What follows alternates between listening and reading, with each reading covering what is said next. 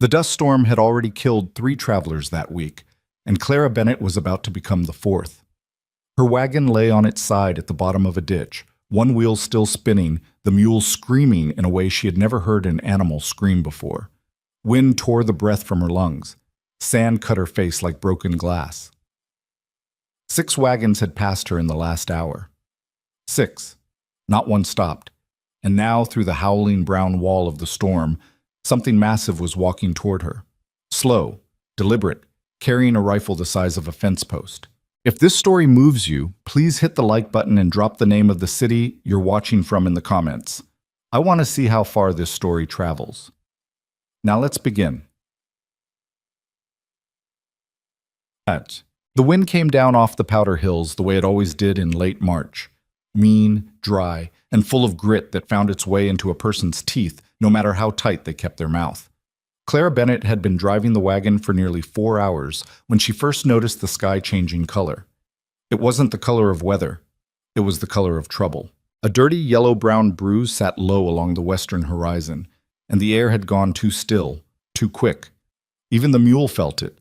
The old gray gelding kept tossing his head and snorting, ears flicking back toward her like he was waiting for her to admit she'd made a mistake. "I know, Pete," she said, mostly to hear her own voice. "I know."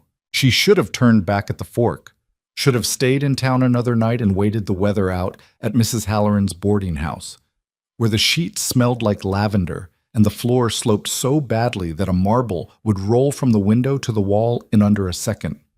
Instead, she'd loaded 6 sacks of flour, 2 crocks of lard, and a small wooden crate of cinnamon sticks she'd traded 3 months of work for, and she'd told herself that the sky would hold.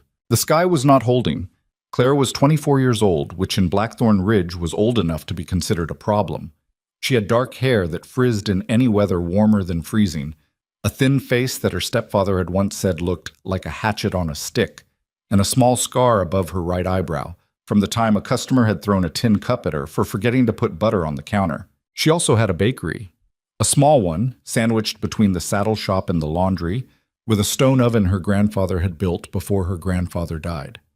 The bakery was the only thing in the world that was truly hers, and it was the reason she was out on this road, alone, with a storm chasing her like a wolf.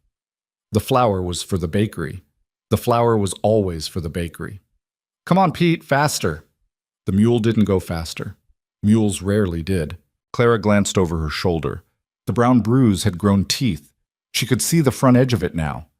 A churning, rolling wall of dust and grit that climbed maybe 200 feet into the sky, swallowing the prairie behind it. Birds were getting out ahead of it, dozens of them, flying low and fast in the same direction she was traveling. She'd seen storms like this twice before in her life. The first time, she'd been 8 years old and had hidden under a kitchen table while her mother prayed and her stepfather drank. The second time, 3 years ago, she'd watched it kill a man. His name had been Tully Whitfield. He'd been 70 years old and half blind and stubborn as a fence post, and he'd insisted on driving his cart back to his claim instead of waiting in town.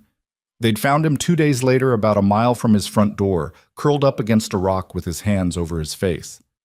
Clara was not going to be Tully Whitfield. "Pete, please!" The mule snorted and flattened his ears. She slapped the reins harder than she meant to, and he lurched forward, the wagon rattling and pitching on the rough road. The wind hit her then, a real gust, the first one, and it nearly took her hat. She caught it with one hand and jammed it down over her ears. Sand began to sting her cheeks. She could see the turnoff to town ahead, maybe a half mile. If she could just... The wagon hit something. A rock, a rut, a gopher hole. She didn't know. But the front wheel jumped, and the whole cart tilted, and one of the flour sacks slid sideways and dropped off the back with a soft, terrible sound. "No, no, no, no." She yanked the reins, hauling Pete to a stop, and clambered down. The wind was real now, full and angry, and the dust was already in her mouth and her hair and the corners of her eyes. She ran back to the flour sack. It had split. A long, ragged tear ran down one side, and white flour was already streaming away into the wind in a thin, ghostly ribbon. 3 weeks of work. That sack was 3 weeks of work. Clara dropped to her knees and tried to gather the spilling flour with her hands, which was about as useful as trying to gather smoke. The wind took it. The wind took all of it. She knelt there in the road for a long second, her hands white to the wrists, and she did not cry, because Clara Bennett had given up crying about most things by the age of 14, but her chest hurt. "Get up," she said to herself. "Get up, you stupid woman. Get up." She got up. She dragged what was left of the sack, maybe half of it, maybe less, back to the wagon and shoved it into the bed, and she climbed back up onto the seat, and she snapped the reins, and Pete lurched forward again into a wind that was now pushing back hard enough to make the wagon shudder. The turnoff to town was gone. She couldn't see it anymore. She couldn't see anything anymore. The whole world had narrowed down to a brown, screaming tunnel about 10 feet wide. And somewhere inside that tunnel was a mule and a road and a woman who had made a very bad decision.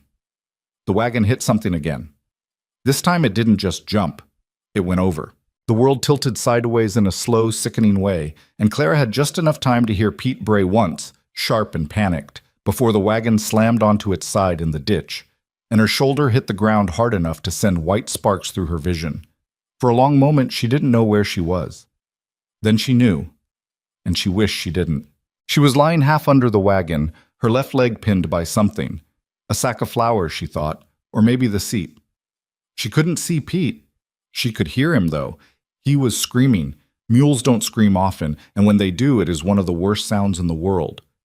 "Pete," she said. "Pete, Pete, hold on." She tried to pull her leg free. It didn't move. The wind was a wall now. Sand was driving against the side of the wagon hard enough to sound like rain on a tin roof, except worse, because rain didn't sting and sand did. She pulled the collar of her coat up over her mouth and tried to breathe through the wool. The first wagon went past about 3 minutes later. She heard the wheels first, then the voices. 2 of them, men, shouting at their horses. She couldn't make out the words. She tried to shout back, but her voice was thin and the wind was loud and the sand was in her throat now, and the wagon kept going. The sound of it faded into the storm. The second one went past maybe 10 minutes after that. She didn't try to shout that time. She just listened. The third one she barely heard at all. Clara lay there with her cheek against the cold ground, and her leg pinned and her mule screaming somewhere she couldn't see. And she thought, very calmly, the way you think things when you have stopped being afraid and started being something quieter. "I'm going to die out here, and it won't even be a surprise to anyone." That was the worst part, not the dying. The not being a surprise. She thought about the bakery. She thought about the half-finished loaves she'd left rising under a damp towel on the back counter. She thought about her little sister, Annie, who was 9 years old and afraid of the dark and would probably be the one to ask, the morning after, where her sister was. She thought about her stepfather and how he would say it served her right for being so headstrong. She thought briefly of a boy she had loved when she was 16, who had told her she was the prettiest girl in town and then laughed about it later with his friends behind the livery. She had not loved anyone since. She closed her eyes. That was when she heard the footsteps. They were heavy, not horse-heavy, man-heavy, slow, deliberate, the kind of walking that didn't hurry for weather. Clara opened her eyes. Through the brown wall of the storm, something was moving toward her. It was tall, taller than any man she had seen in Blackthorn Ridge, and Blackthorn had its share of tall men. It was wrapped in a long, dark coat that hung almost to its knees, and it carried what looked like a rifle slung across its back, and its head was bent forward against the wind in a way that made it look more like an animal than a person. For a second, a real, full second, Clara was sure it was death. Then the shape stopped about 10 feet from the wagon, and the head came up, and through the dust she saw a face. A face. Just a face. Bearded, weathered, scarred along one cheek and a thin white line that ran from his ear down to his jaw. Eyes the color of wet steel. A nose that had been broken at least twice.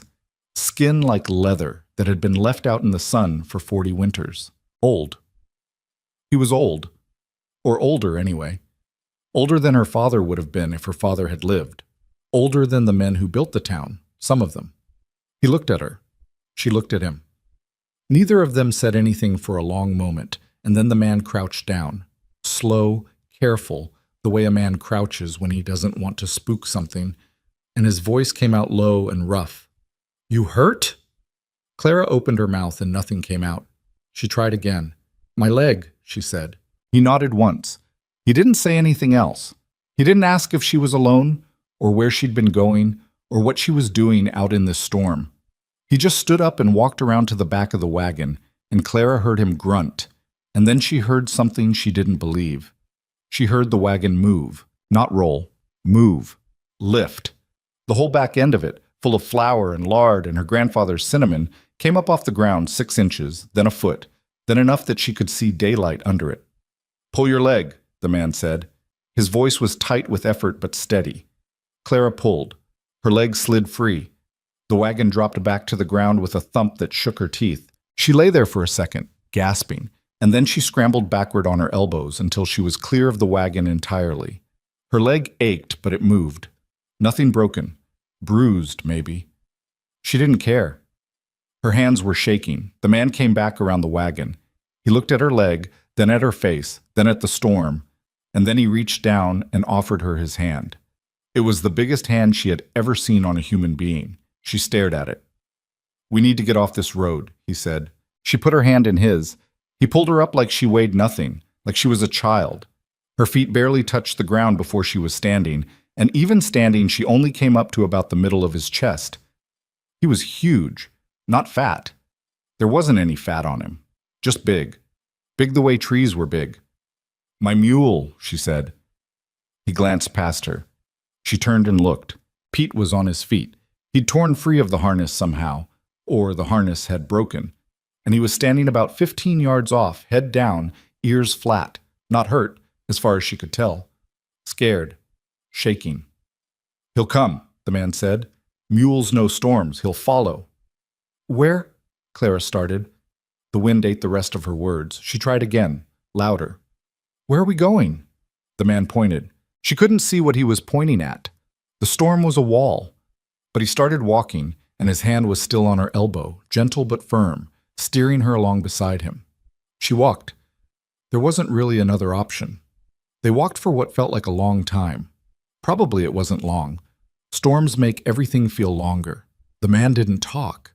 He just walked, and she walked beside him, and every now and then he would shift his arm to put his big body between her and the worst of the wind. After maybe 10 minutes, she realized he was doing it on purpose. She glanced up at him. His face was set, his jaw tight under the beard, his eyes squinted against the dust. He didn't look down at her. He was watching the road ahead, or where the road would be if you could see it. What's your name? She asked. He didn't answer for a long second. She thought he hadn't heard her. Then he said, Boone. Just Boone? Silas Boone. She nodded, even though he wasn't looking at her. Clara Bennett, she said. He nodded back. He still didn't look at her. They came up to a low shape in the dust. A building of some kind, half buried in sage. A line shack, maybe. Or a soddy. She couldn't tell. He pushed the door open with his shoulder, and the wind tried to slam it back shut, and he held it long enough for her to step inside before he came in after her and dragged the door closed behind them. The world went quiet. Not silent. The wind was still screaming outside, and the walls of the shack were shaking with it, and the roof was hissing where the sand drove against it. But the screaming was outside now, and inside there was just the smell of old wood and mouse droppings and a faint, leftover trace of smoke from a stove that hadn't been used in a long time. Clara stood in the middle of the floor and started shaking. She hadn't realized she was going to. It just happened. Her hands, her shoulders, her knees, all of it at once. She sat down on the dirt floor with her back against the wall and put her face in her hands. She did not cry. She had given that up. But she shook. Silas Boone did not say anything. He moved around the shack quietly, checking the corners, testing the door, looking up at the roof. After a minute, he crouched by the small iron stove in the corner and opened the door of it, and he reached into his coat and pulled out a flint and a small leather pouch. And he started building a fire with the bits of dry wood that someone had left in a box beside the stove. He didn't ask her if she wanted a fire. He just made one. When it was going, he sat down across from her. Not too close, not too far, with the stove between them.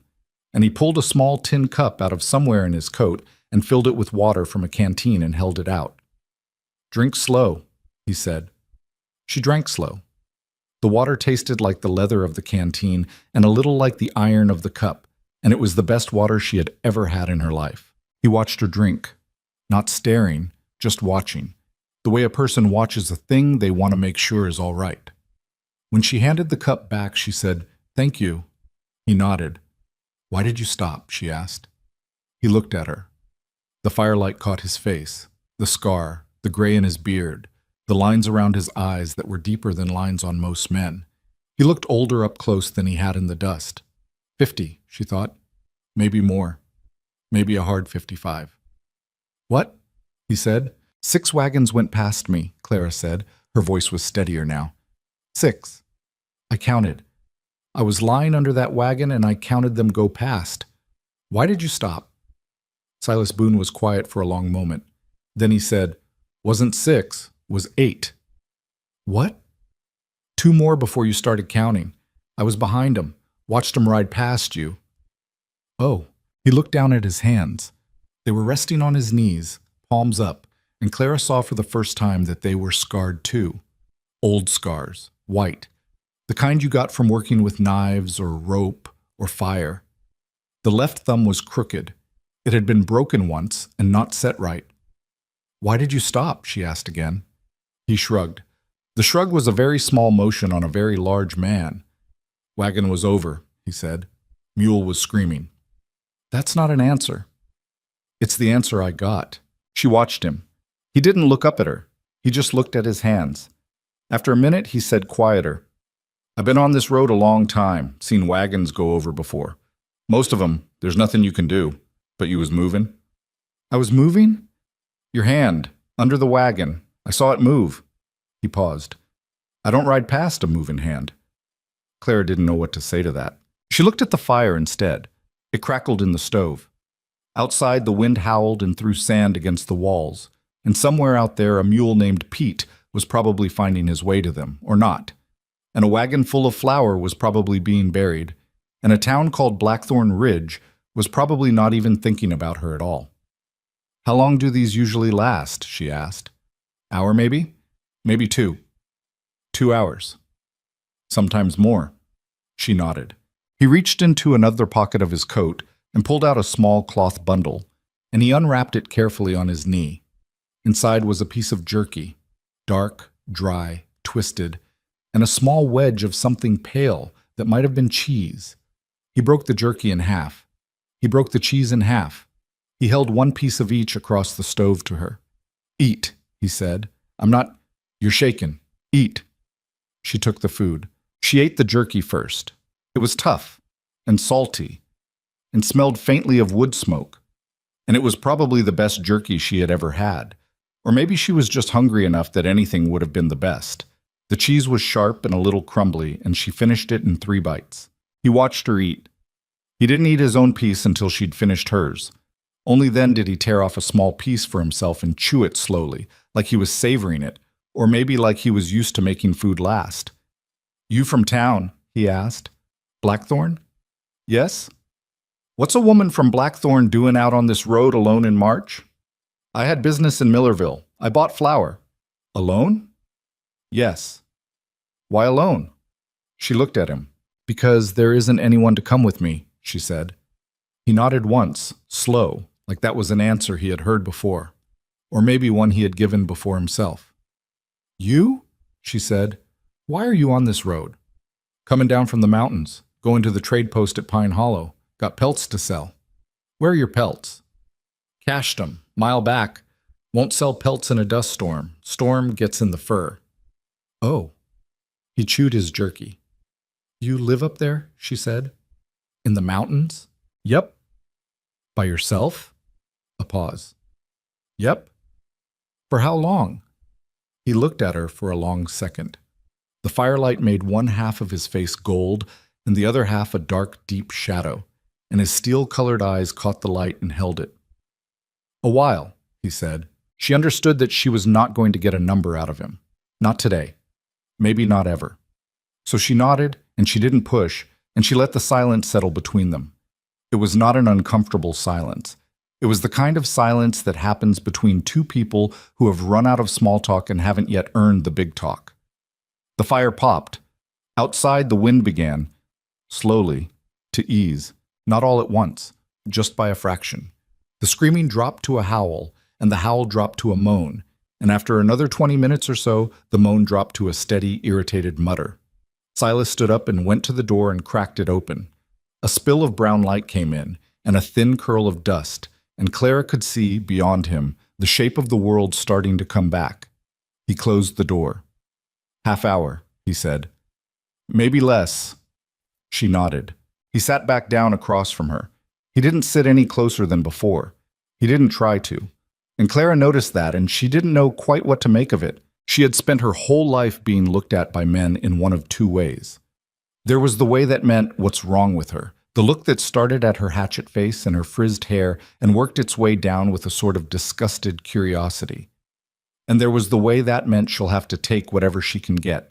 The look that came from older men, married men, drunk men, men who figured Clara Bennett was at the bottom of the barrel and therefore couldn't afford to say no. Silas Boone wasn't looking at her either of those ways. He was looking at her like she was a person who had almost died and who was now drinking water and eating jerky in a line shack while a storm blew itself out. That was all. It was the strangest thing. "Mr. Boone," she said. "Silas." "Silas, where will you sleep tonight?" "Under a tree." "In this? Storm will pass, ground will be dry." "You could," she started, and then she stopped because she had been about to say you could stay in town, and she didn't want him to think she was inviting him anywhere, or worse, that she was warning him off. He waited. "There's a livery stable in Blackthorn," she said finally. "Old Marsh lets travelers sleep in the loft for 10 cents. It's clean. Mostly. I know it." "You been to Blackthorn before?" "Years back." "How many years?" "Enough." She let that go too. He stood up after a while and walked to the door and listened. The wind was almost gone now. He pushed the door open slowly, and the light came in real this time. Gray and tired, the way the world always looks after a storm, like it's just woken up from something and isn't sure what. "Storm's done," he said. She got to her feet. Her leg hurt. She made it not hurt, or made herself not show it anyway, because Clara Bennett had a lot of practice at not showing things. She brushed the dust off her skirt. Most of it didn't come off. It would never come off. They stepped outside. The world was brown. Everything was brown. The sage, the road, the sky. But the wind was a breath now instead of a wall, and somewhere off to the east, a single bird was already calling, and Clara had to squint a little to see her wagon down in the ditch about 100 yards back. Pete was standing next to it. He had come back. He had found them.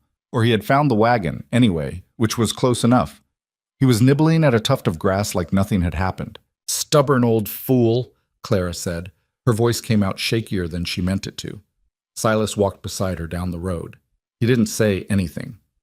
When they got to the wagon, he looked at it for a long minute, and then he walked around to one side and braced his shoulder against the underside of the bed. "Get the wheels straight," he said. "You're going to—" "Get the wheels straight." She got down beside the wheels and braced them with her hands. He pushed. The wagon came up off its side in a long, slow groan of wood and iron, balanced for a second on two wheels, and then settled back onto all four with a heavy thunk. A small puff of flour dust came out from the back. The cinnamon crate had cracked but not shattered. The lard crocks were both unbroken. 2 of the flour sacks were ruined. 3 were dirty but intact. Clara stared. She had seen 4 men try to ride a wagon once after a wedding day spill. It had taken them an hour and a borrowed ox. Silas Boone had done it in 20 seconds. He brushed his hands off on his coat. He didn't look proud of himself. He didn't look like anything. He just looked at the wagon, and then at Pete, and then at her. "Harness," he said. She nodded, dumbly, and went and got Pete and brought him over, and Silas examined the harness with those big scarred hands, and grunted at it once, and made some small adjustment that Clara couldn't follow, and then he was hooking Pete back into the traces like he'd done it 1,000 times before. When he was done, he stepped back. Clara climbed up onto the seat. She picked up the reins. She didn't snap them yet. She looked down at him. "Silas," she said. "Yeah." "Thank you." He looked up at her. The afternoon light was thin and brown and tired, and it caught in the gray of his eyes, and for just a second, just one, She saw something there that surprised her. Not pity, not curiosity. Something else. Something quieter and more careful. The kind of look a man gives when he has just remembered, against his will, that the world has people in it. Then it was gone. "You should go," he said. "Town's 2 hours. Less if you push him." "Where are you going?" "Got pelts to fetch." "You'll be all right out here?" A small thing happened in his face, not quite a smile. The corner of his mouth moved maybe a quarter of an inch, and a line creased near his eye, and that was all. "Ma'am," he said, "I've been all right out here for longer than you've been alive." She felt heat rise in her cheeks, which surprised her because Clara did not blush. She had not blushed in years. She did not even know she still knew how. "Right," she said. "Of course." She snapped the reins. Pete started forward. The wagon creaked. The flowers shifted. Clara did not look back for a long minute because she didn't trust herself to, but when she finally did, when she was almost a quarter mile down the road and the figure of him was just a dark shape against the brown horizon, she saw that he was still standing there, watching her go, not waving, not moving, just standing. She turned back around. She drove the rest of the way to Blackthorn Ridge with her hands very tight on the reins, and she did not let herself think about him until she had crossed the wooden bridge into town and seen the smoke rising from her own bakery chimney, where her sister Annie was probably keeping the fire alive the way Clara had taught her. Then, only then, sitting on the seat of her dirty wagon outside her own front door, Clara Bennett let herself think about Silas Boone. She thought about his hands. She thought about the way he had not asked her any of the wrong questions. She thought about him sitting on the dirt floor of that shack with the stove between them, holding a tin cup of water out across the fire and saying, "Drink slow." She thought about how he was probably 30 years older than her.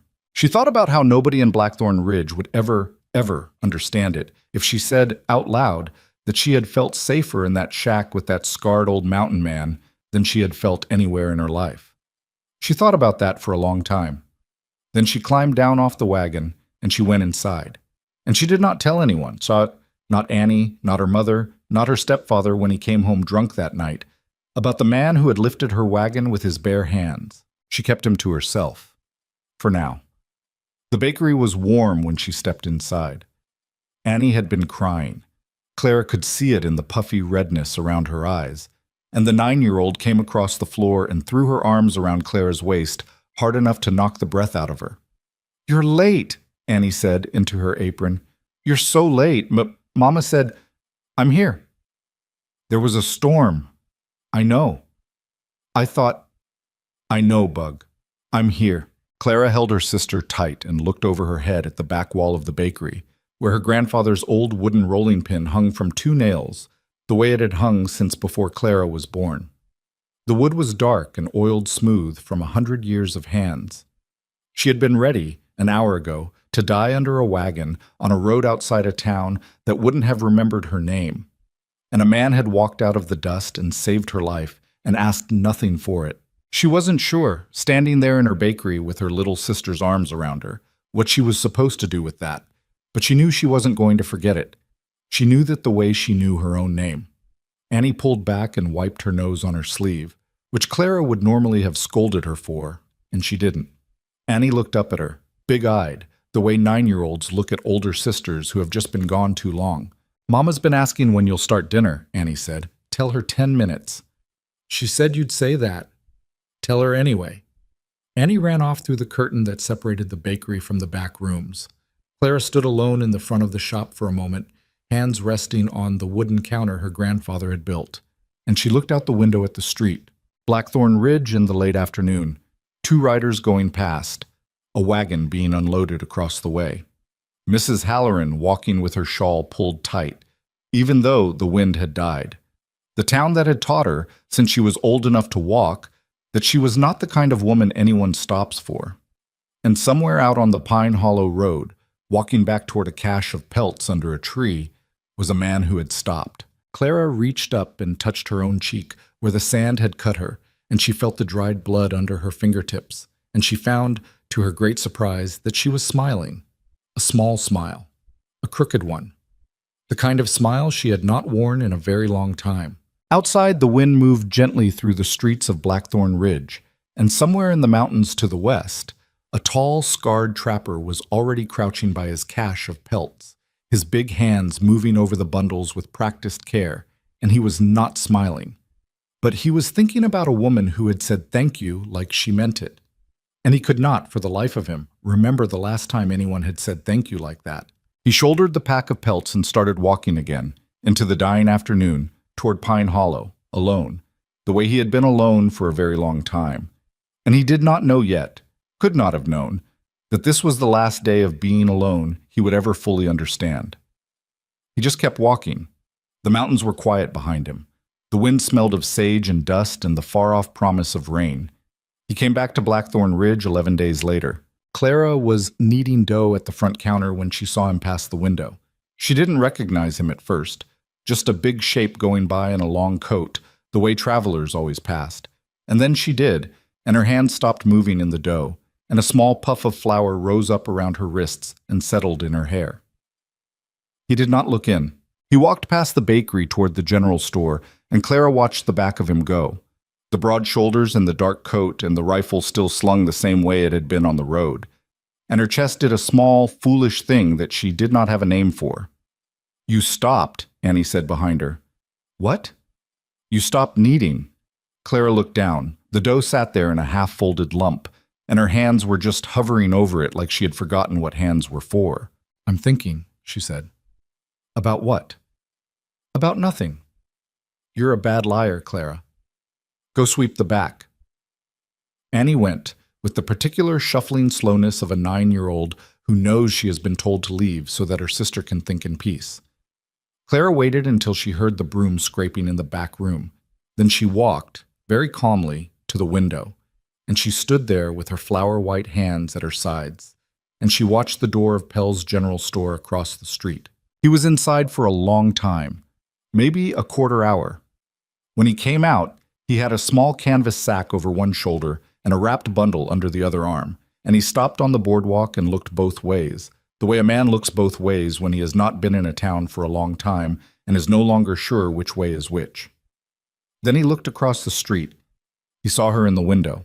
Clara stepped back so fast she bumped into the counter and sent a dusting of flour off into the air, and she stood there in the middle of her own bakery with her heart hammering like a fool's heart, and she thought very clearly, "Clara Bennett, you are 24 years old. Get a hold of yourself." The bell over the door rang. He filled the doorway. He had to duck a little to come in. The bell rang again as the door closed behind him, and then the bakery was very small, and there was a mountain trapper standing in it, and he was looking at her with that same careful steel-gray look from the line shack. "Ma'am," he said. "Mr. Boone." "Silas." "Silas." He didn't seem to know what to do next. He stood there with his canvas sack on his shoulder and his bundle under his arm. And he glanced once at the loaves on the shelf behind her, and once at the rolling pin on the wall, and once at her face, and then back at the loaves. "Bread," he said. "That's what I sell." Yeah." He cleared his throat. "I'll take a loaf." "What kind?" He looked at her. "There's kinds?" he said. She almost laughed. She put her hand over her mouth to stop it, because Clara Bennett did not laugh at customers, but the sound got out anyway in a small, surprised puff. "There's kinds," she said. "There's plain wheat. There's the rye over there. There's a sourdough, but it's a day old now, and there's the little soft ones at the end with butter in them. But those are 5 cents extra, and I only made 4 of them this morning, so I can't sell you more than 2. He looked at the bread like it had personally insulted him. "The wheat," he said. "The wheat is 2 cents. "That's fine." She wrapped it in brown paper. Her hands were not quite steady. She tried to pretend they were. "You came back," she said to the bread, while she was wrapping. "Yeah." "From Pine Hollow." "From Pine Hollow." "Did you sell your pelts?" "Most of them." "Most?" "Kept 2. Wasn't ready to part with them." She looked up at him. He was looking at the wrapped bread in her hands like it was the most important thing he had ever seen. "Why?" she said. "Why what? Why weren't you ready to part with them?" He was quiet for a second. Then his mouth did that quarter-inch thing again, the not-quite smile. "Hadn't decided," he said, "what I wanted to do with the money yet." She handed him the bread. His fingers brushed hers. He had warm hands. She had not expected that somehow. She had expected mountain-cold hands, leather hands, hands like the rest of him. They were warm, and the rough pads of his fingers caught for just a second against hers, and he pulled back maybe a little faster than he needed to. 2 cents, she said. He fished a coin out of his coat and laid it on the counter. He did not put it in her hand. She noticed that. He put it on the counter where she could pick it up herself, the way a careful man pays a careful woman. Thank you, he said. You're welcome. He turned to go. Silas. He stopped, his hand on the door. She had not meant to say his name. It had come out by itself. Now he was looking at her, and she had to say something, and the only thing she could think of was the truth, which was not a thing she said often in Blackthorn Ridge. Your leg, she said. I mean, my leg. You asked about my leg. It's fine. Good. It wasn't broken. I figured. I wanted to tell you. He looked at her for a long second. The bell over the door was still trembling a little from when he had come in, and outside on the street a horse went by and somebody shouted at a dog, and inside the bakery it was very quiet. Glad it's fine, he said. He went out. The bell rang behind him. Clara stood there with 2 cents on her counter and her hand smelling faintly of someone else's coat, and after a minute she put the coin in the wooden box under the counter, and she went back to her dough, and she kneaded it harder than she needed to for the next 10 minutes. He came back the next week. He bought a loaf of rye. The week after that, he bought wheat again, and one of the little butter rolls, which he ate standing by the door, looking out at the street while Clara pretended to count the change in the box. By the 5th visit, he had stopped asking what kinds there were. By the 7th, Clara had started leaving a wrapped package for him at Pell's General Store on Wednesdays. Small things, 2 rolls, sometimes a hand pie if the apples had come in, with no note, because she could not write his name on anything without somebody noticing, and Boone was a name people in this town remembered. Mr. Pell figured it out anyway. He was a thin, sharp man with eyes like a chicken's, and the 3rd time Clara left a package, he caught her wrist as she was setting it down and said, very low, You sure about this, girl? Sure about what? You know what? I don't. That mountain man. He's a customer. You don't leave food for customers, Clara. I do for him. Pell looked at her a long moment. He had known her since she was small. He had known her grandfather. He let go of her wrist. Be careful, he said. Towns got mouths. Towns always had mouths. They get louder. Let them. She said it like she meant it. She walked out of the store and across the street to her bakery, and she did not look back, and she told herself she was not afraid of anything, which was not quite the truth. It was a Tuesday in late April when Silas first brought her the wildflowers. He came in just after closing. The sign was already turned in the window. He knocked on the door anyway, knocked, like a man who would not just walk in, and Clara unlocked it with her heart doing the foolish thing again, and he stepped inside holding a small bunch of pale blue flowers in one enormous fist. They looked very small in his hand. These was growing by a creek, he said. He sounded like he was trying out the words for the first time. Up the ridge. I thought, I don't know. They reminded me of something. Of what? Your eyes. He said it like a man confessing to a crime. Clara took the flowers. Her hand brushed his again. She did not let it linger. She had learned in the weeks since the storm that touching him made him pull back like she'd burned him, and she did not want to be the one who burned him. Thank you, she said. They'll die in a day. I know. Wildflowers don't last. I know, Silas. He stood there a second longer. He was looking around the bakery now, slowly, the way he looked at everything, like he was memorizing it in case he needed it later. Your grandfather built this? He said. How did you know that? You told me. I didn't. Pell did. I asked. She looked at him. You asked Pell about my grandfather. I asked Pell who built the bakery. He told me the rest on his own. That man talks. He does. He likes you. He's known me since I was 3. Silas nodded. He moved one hand to the brim of his hat. He had taken to wearing a hat in town that he didn't wear on the road, an old beat-up thing the color of dirt, and he turned it slowly in his fingers. Clara, he said, It was the first time he had said her first name. She felt it in her stomach. Yes. There's people talking. I know. You ought to know what they're saying. I know what they're saying. Do you? Yes. He looked at her. The light in the bakery was the late, soft kind that came through dirty windows just before sundown.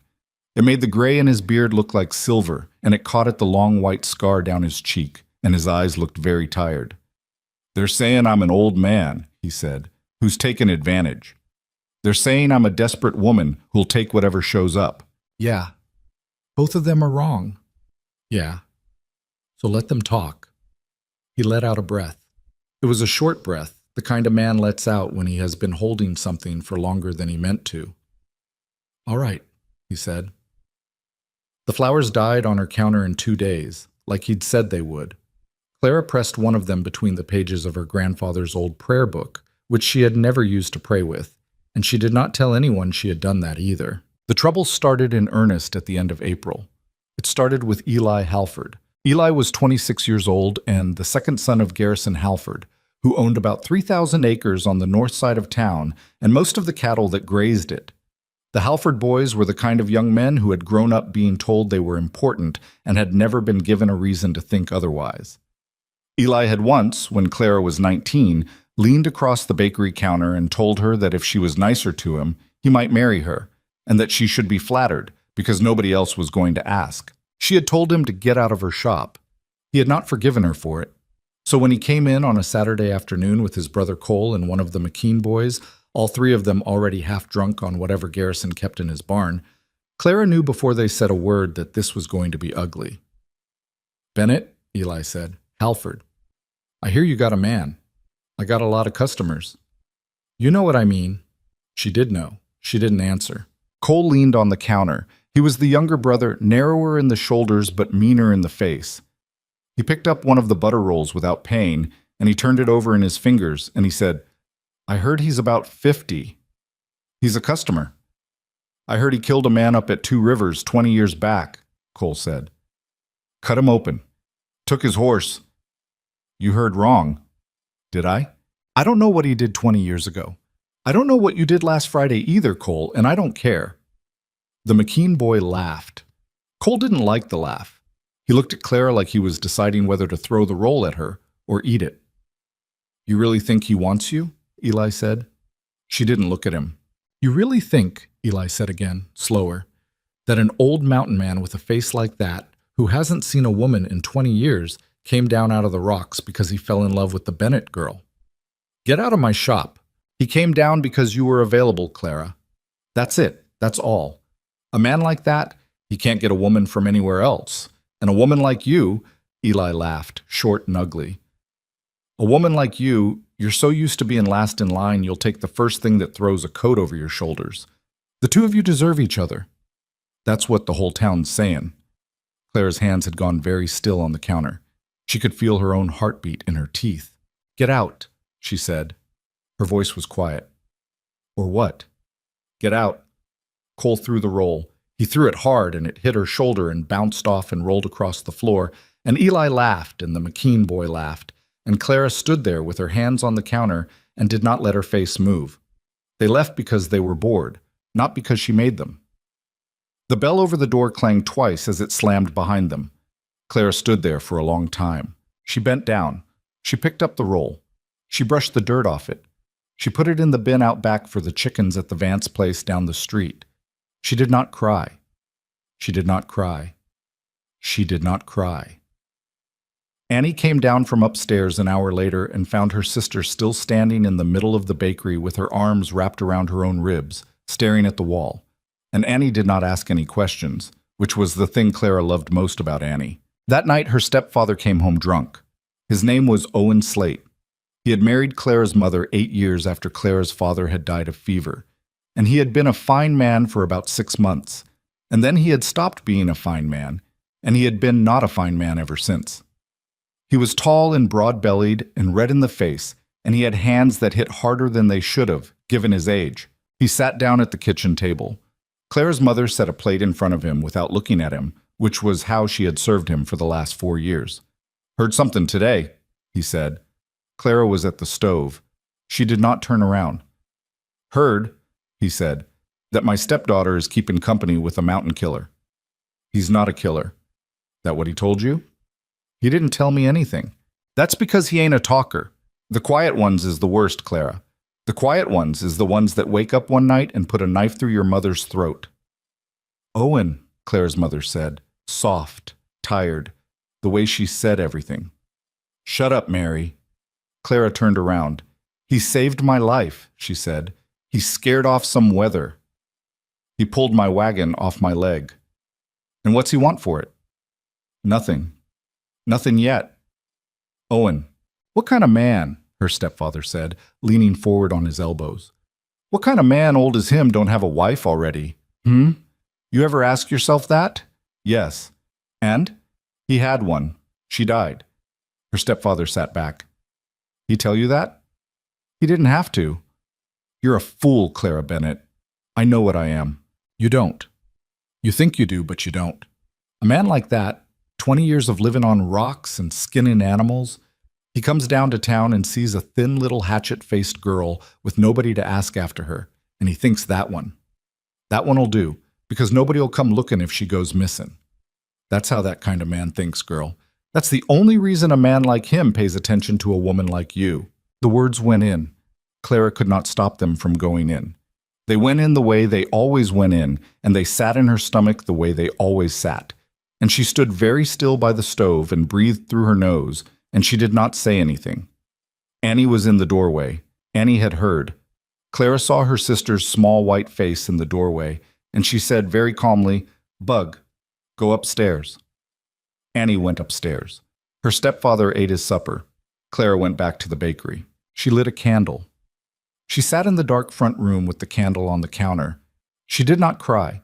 She put her elbows on the counter and her face in her hands, and she sat like that for a long time, and she thought about the wildflowers between the pages of her grandfather's prayer book, and she thought about a man saying they reminded me of something, and she thought about whether her stepfather was right. The truth was, she did not know.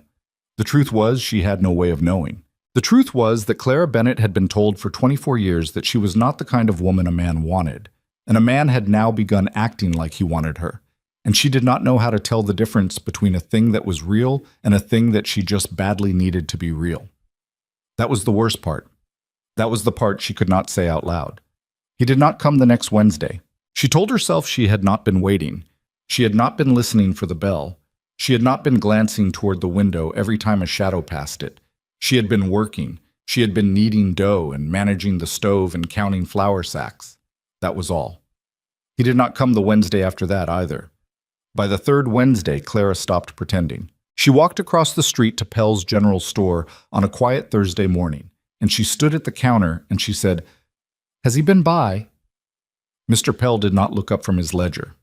"Who?" "You know who." He looked up. "No," he said, "not in 3 weeks." "Has he sent word?" "Mountain men don't send word, Clara." "I know. He just walked off." "I know that too." Pell set down his pencil. "You all right?" he said. "I'm fine. You don't look fine." "I'm fine, Pell." She walked back across the street. The bakery was empty. Annie was at school. Her mother was upstairs. Clara stood in the middle of her own shop, and she looked around at the loaves and the rolling pin and the candle she had burned down to a stub 3 weeks ago, and she thought, he left. He just left. Eli Halford and Cole and her stepfather and the whole damn town had been right, and Silas Boone had gone back up into his mountains, and that was the end of it. The thought sat in her chest like a stone. She did her work. She always did her work. She baked the bread and she swept the floor and she counted the coins in the wooden box. And she did not let her face change in front of customers. She had practice at not letting her face change. But at night she lay in her narrow bed in the back room of the bakery, and she stared up at the dark wood of the ceiling, and she thought about a tin cup of water held across a stove and a voice saying, "Drink slow." And she pressed her face into the pillow and made a small, dry sound that was not quite a sob but was not quite anything else. He had not even said goodbye. That was the part she could not get past. 3 weeks turned into 4. 4 turned into 5. The wildflowers in her grandfather's book had dried completely now, pale blue gone to gray, and Clara took them out one night and looked at them on the kitchen table by candlelight, and she thought about throwing them in the stove. She put them back in the book. She did not throw them in the stove. She just put them back in. It was the middle of May when the snow came. That was not unusual in the high country. Late spring snows in Blackthorn Ridge happened maybe 1 year out of 4. This one was heavy. A real spring storm, the kind that piled up against the doors and put 6 inches on the rooftops in a single night. Clara closed the bakery early. She sent Annie home with her mother. She stayed behind to finish the dough she had started in the morning because flour didn't wait, and she was kneading at the back counter when the bell over the front door rang. She didn't look up at first. She was finishing a fold. Then she looked up. He was standing in the doorway. There was snow on his shoulders and in his beard and along the brim of his hat, and his coat was half soaked through, and his face was the face of a man who had walked a long way and not eaten in too long, and his steel gray eyes were looking at her across the room like she was the only thing left in the world. Clara did not move. She stood at the back counter with her hands in the dough. "Sign said closed," he said. "It is closed." Door was unlocked. "I forgot." He took off his hat. Snow fell off it onto the floor. "I can go," he said. "Don't." The word came out before she could stop it. He closed the door. He stood in the front of the bakery with his hat in his hand and the snow melting off him in small, steady drops onto her clean floor, and he did not come any closer. "I'm sorry," he said. "For what?" He looked at the floor. For leaving." "You don't owe me anything, Silas." "That ain't true." "It is." "It ain't, Clara." He took a step forward. I went up there," he said. His voice was low and rough, and not the voice of a man who was used to making it do this. "I went up to the cabin. I told myself I needed to think. I told myself I needed to be sure. I told myself a lot of things." "Did any of them work?" He looked at her. "No," he said. "Why did you leave?" "Clara." "No, look at me. Why did you leave?" "Because I was afraid." The word landed in the room like a dropped plate. He did not look away from her when he said it. That was the thing that broke her, more than anything, that he did not look away. "Of what?" she said. "Of you." "Of me?" "Of what I felt when I was around you." She put her hands flat on the counter. They were shaking. She did not try to hide it. "Silas," she said, "listen to me. Listen." "I'm listening." "You can't do that." "Do what?" "You can't disappear for 5 weeks and then walk through that door with snow in your beard and tell me you were afraid. You don't get to do that. You don't get to make me feel like a fool for waiting and then come back and ask for forgiveness in the same breath." "I ain't asking for forgiveness." "What are you asking for then?" He stood there. The snow dripped off his coat onto the floor. The bakery was very quiet, except for the wind moving against the windows and the faint settling of the dough in the bowl on the back counter. "I don't know," he said. "I don't know, Clara. I ain't done this before." "Done what?" "This." He gestured vaguely between them. "I done it once," he said, "a long time ago, and it ended in a way I ain't ever—" He stopped. He shook his head. "I told myself I wasn't going to do it again. I told myself that was a thing I'd had, and I'd had it, and that was enough for one life. And then there was a wagon on the road, and a hand moving under it, and I—" He stopped again. He looked at her. "I didn't ride past," he said. "No. I haven't been able to ride past since." She came out from behind the counter. She walked across the floor with flour on her hands and her sleeves rolled up, and she stopped about a foot in front of him, close enough that she had to tilt her head back to look at him. "Love isn't safe," she said. He blinked. "What?" he said. "I'm telling you, love isn't safe. It was never going to be safe. Nobody who ever loved anybody got out of it safe, Silas. Not your wife. Not my grandfather. Not anyone." "Clara." "But running away," she said, and her voice cracked and she did not care. "Running away hurts worse. You know that. You've been doing it for 20 years. Don't tell me you don't know." He looked down at her. His face did not move, but his eyes did. Something behind them shifted, something old and heavy, like a stone moving in deep water. 23 years, he said quietly. "What?" 23 years. She did not know what to do with that. She did not know what to do with any of it. She stood there in the middle of her bakery with a mountain man dripping snow onto her floor and a piece of dough drying out at the back counter, and she did the thing she had been told her whole life not to do. She lifted her hand. She put it against his chest. She could feel his heart through the wet wool of his coat, and it was beating very fast, much faster than she would have thought a man like him could let his heart beat in front of another person. "Don't go again," she said. "If you go again, don't come back. I mean that. I won't have it twice. All right? Promise me. Clara. Promise me." He put his hand over hers. His was so much larger that hers disappeared inside it. He held it against his own chest, and she could feel the rough scar on his crooked thumb, and his eyes were wet now, which she was not going to mention, because if she mentioned it, she thought he might break apart in the middle of her floor. "I promise," he said. The snow came down outside, slow and heavy, and the wind moved against the windows of the small bakery on the wrong side of Blackthorn Ridge, and inside a tall, scarred trapper stood in a puddle of melted snow and held a thin woman's hand against his own heart, and neither one of them said anything else for a long time. There was nothing else that needed saying. Outside on the street, somebody walked past in the snow, and they slowed by the window, and they looked in, and they hurried on, and by morning the whole town would know. Clara did not care. She had stopped caring around the time she put her hand on his chest, and she was not going to start caring again. Not tonight. By morning, the whole town did know, just as Clara had expected, and by afternoon there were 3 different versions of the story moving through Blackthorn Ridge. In the first version, Silas Boone had come down out of the mountains in the middle of a blizzard and dragged Clara Bennett out into the snow by her hair. In the second, he had been seen kissing her in the front window of her own bakery in plain view of the street.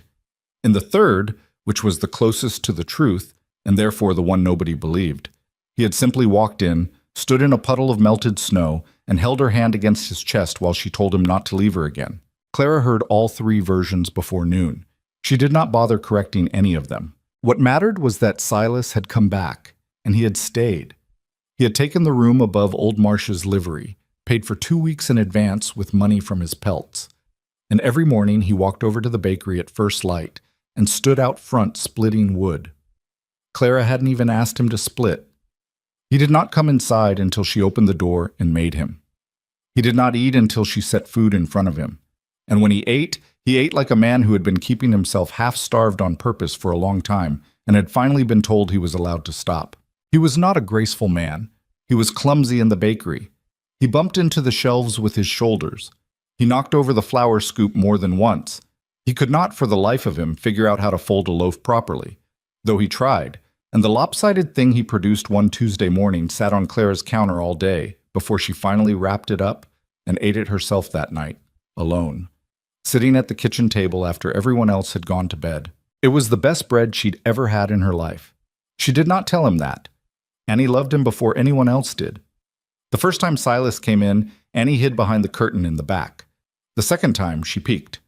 The third time, she came out and stood by the counter and stared up at him with the open, fearless curiosity of a 9-year-old who had not yet learned how the world expected her to behave. "Are you a giant?" she said. "Bug," Clara said. "It's all right," Silas said. He crouched down. He went all the way down on one knee, which made his coat puddle on the floor around him, and he looked Annie in the eye from her own height. "Maybe a little bit of a giant," he said. "Not a whole one." "Do you eat children?" "Bug. Only the rude ones." Annie thought about that for a long moment. Then she nodded, satisfied, like that was a reasonable arrangement, and she went back behind the curtain. Silas stood up slowly, his knees cracked. He looked at Clara. "Sorry," he said. "For what?" "I don't know what to say to kids." That was perfect. It was. "Yes, Silas." He looked surprised. Then he looked, for just a second, like a man who had not been told he had done something right in a long time, and Clara had to turn back to the dough on the counter because she could not look at his face when it did that. The weeks went by. The town did not stop talking. The town never stopped talking. But the talk grew quieter, the way talk does when the people doing the talking grow tired of saying the same thing, and by the end of June there were 2 or 3 people in Blackthorn Ridge who would, grudgingly, allow that the big trapper was not the worst sort of man to have around. Mr. Pell was the first to come around publicly. He liked Silas in his thin, chicken-eyed way, mostly because Silas paid in coin and did not haggle. Mrs. Halloran at the boarding house was next, after Silas spent an afternoon fixing the bad floor that everyone in town had been promising her they would fix for 6 years. After that came Old Marsh at the livery, then the blacksmith's wife, then the Vance girl who sold eggs, and one by one, very slowly, Silas Boone became a man people in Blackthorn nodded to instead of crossed the street for. But not everyone. The Halford boys still spat when he walked by. Clara's stepfather still drank himself stupid every night and muttered about the killer his stepdaughter had brought home. And there was a new face in town that summer, too. A thin man named August Vey, with pale eyes and a long mustache, and a smile like a fence with a missing slat, who had come up from the south with 3 friends and rented the old McKean place on the edge of town for business reasons he did not feel the need to explain. Silas did not like August Vey. Clara had asked him about it once, on a Sunday afternoon in late August, when they were walking back from the river with their boots wet from the bank. "You know him?" she said. "No." "Then how do you know?" "You know how a dog knows another dog's a bad dog." "No." "It's like that." She had laughed then. He had not. And she had not thought about August Vey again for a long time, because the summer was good, and she did not want to spoil it with men who smiled like broken fences. The summer was good. It was the best summer of Clara Bennett's life. She had not known what good summers were supposed to feel like. She had spent every other summer working, getting up at 4, lighting the oven, kneading, baking, selling, sweeping, sleeping for 5 hours, getting up at 4 again. This summer she still did all of that. But there was a man waiting outside her door at 4 in the morning now, and he had already split the wood by the time she opened it, and he came in and drank coffee at her counter while she shaped loaves. And he did not talk much, but he was there, and he was there, and he was there. She did not know that a person could be a place until Silas. In September, the cold came in early. It came down off the Powder Hills in the second week of the month, dropped 20 degrees overnight and stayed there. The aspens turned gold inside of 4 days. The grass went brown. Old men in town began muttering about the kind of winter it was going to be. And old men were almost always wrong about winters, but this time they turned out to be right. By the middle of October, snow was already on the high country. Silas was gone a lot in October. He had a trap line to run before the deep cold hit, and he could not leave it any longer, and so he was up in the mountains for 4 days, down for 2, up for 5, down for 1. He brought back pelts. He brought back smoked meat. He brought back a small carved bird made of pine that he set on Clara's counter without a word, and she put it on the windowsill above the oven, and she looked at it every morning while she lit the fire. On the night of November the 7th, he was in town.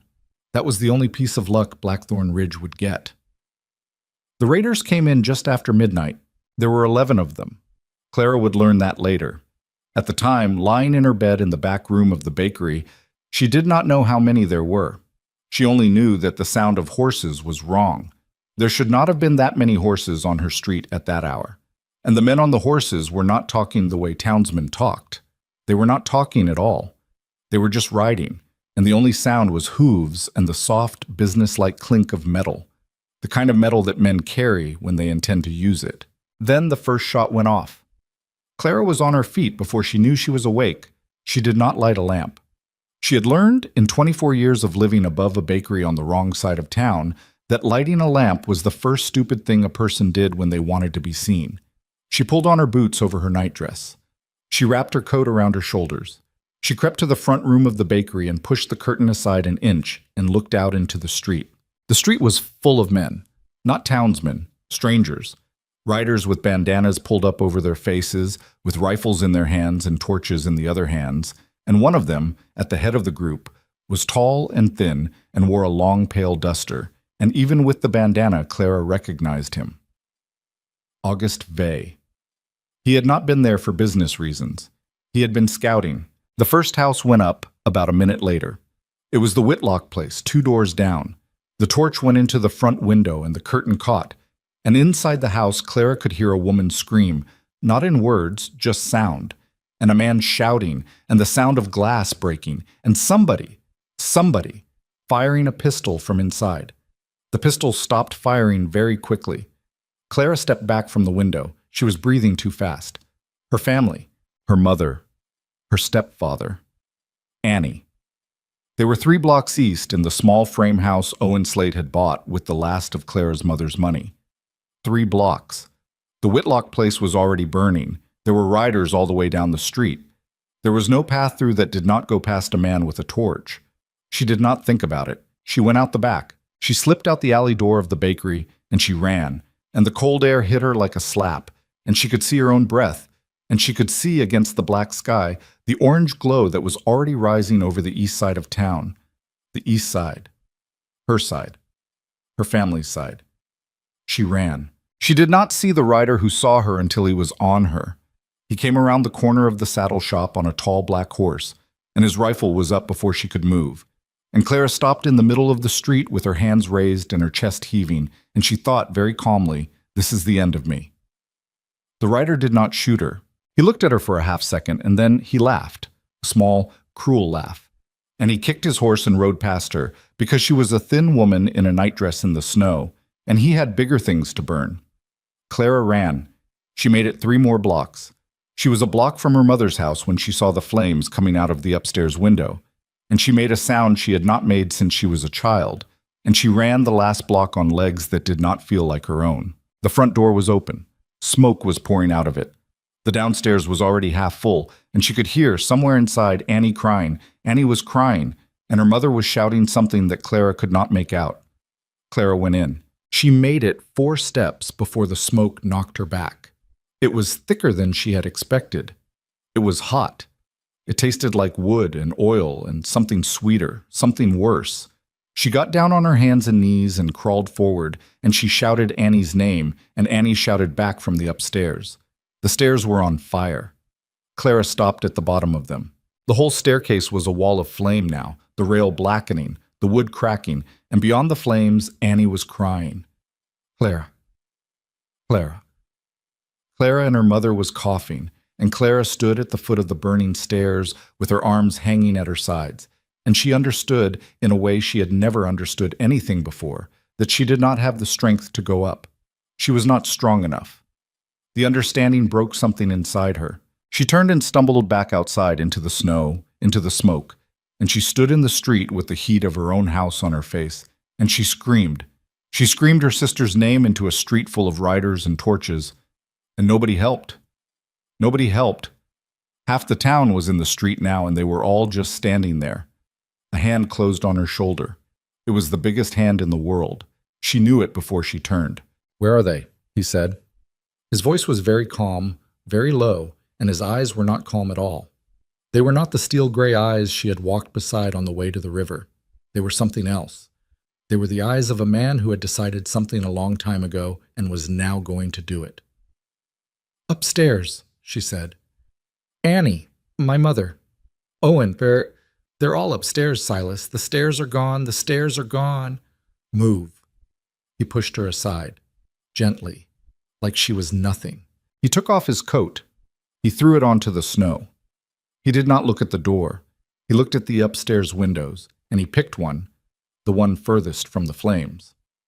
And he walked calmly to the side of the house, and he climbed the porch rail and put his foot up on the post and grabbed the lip of the upstairs window with both hands and pulled himself up onto the porch roof like he had done it before. Clara stood in the snow and watched him. He kicked the window in. He went through. She did not breathe for a very long time. The first one out was Annie. He came back to the window with Annie in his arms. Annie wrapped in a blanket, Annie coughing, Annie alive. And he handed her down to Mr. Pell, who had appeared in the street with his face soot-streaked and his hands up to catch, and Annie was on the ground in the snow. And Clara fell on her sister and held her and made a sound that was not crying and not laughing, but something underneath both of them. The second one was her mother. Silas brought her out the same way. Her nightdress was burned along one sleeve, and her face was black, and she was barely conscious, but she was breathing. Pell caught her. 2 other men were there now, Old Marsh, the blacksmith, and they laid Mary Slate down in the street next to Annie, and Clara had both of them, in her arms in the snow. But there was still Owen. Silas went back in. "Silas?" Clara said. He did not look at her. He went back in through the window. He disappeared into the smoke, and the upstairs of the house was full of fire now, and Clara could see the orange of it moving inside the window like a living thing. A minute went by, then 2, then 3. The roof began to sag. Clara was on her feet. She did not remember standing up. She was running toward the porch, and Pell grabbed her around the waist and hauled her back, and she fought him. She fought him hard, and he said into her ear, "He's coming, Clara. He's coming. Stop." And she did not stop, but she could not get past him. There was a sound from inside, a crack, a long, splintering crack. Then Silas was at the window with Owen's slate over his shoulder. He half fell out onto the porch roof. His own coat had been on the ground, but his shirt was burning along one shoulder, and his beard was singed, and his face was the color of a man who has been breathing too much smoke for too long. And he carried Owen, drunk. Owen, useless Owen, the stepfather who had called him a killer to Clara's face for 6 months. Like Owen was a sack of grain, and he dropped him into old Marsh's arms below, and then Silas himself went down on one knee on the porch roof. The roof of the house gave way behind him with a long, terrible groan. The whole upper floor caved in. A pillar of sparks went up into the night sky like fireflies thrown from a hand. Silas was still on the porch roof. The flames were behind him now, 3 feet, 2 feet, climbing fast, and he was not moving. "Silas!" Clara was running again. Pell was not holding her anymore. "Silas, get down!" He looked at her. From the porch roof, through the smoke. His eyes met hers, and there was a long second where she thought he was not going to move, where she thought he was going to stay up there because he had decided, somewhere in the smoke, that this was the end he had been waiting for. Then he moved. He came down off the porch roof in a half-controlled fall, and he landed in the snow on his hands and knees, and he stayed there a long second before he tried to stand, and when he tried to stand, his legs went out from under him. Clara reached him before he hit the ground a second time. She caught him under the arm. He was huge. She was small. They went down into the snow together, his weight against her shoulder, and his face was black with smoke, and his breath was coming in long, ragged, tearing sounds, and his hands, those big hands that had lifted her wagon, were burned along the backs, the skin going a color Clara did not want to look at. "Silas? Silas, look at me." He looked at her. His eyes were not steel gray anymore. They were wet and red, and they were a color she did not have a name for. "Got 'em," he said. "You got them. You got them all. You got them, Silas." "Annie? She's right there. She's right there. She's all right." He nodded. His head was heavy. He let it rest against her shoulder, in the snow, in the middle of the street, while behind them the house collapsed in on itself in a roar of orange and black. And somewhere down the street the raiders were riding out. They had what they came for, or they had been driven off, Clara would not know which until later. And the only sound in the world was the fire and the snow and Silas Boone's broken breathing against her neck. "Don't you dare," she said into his hair. Her voice was not steady. She did not try to make it steady. "Don't you dare, Silas Boone. Don't you dare die in front of me in the snow. Do you hear me?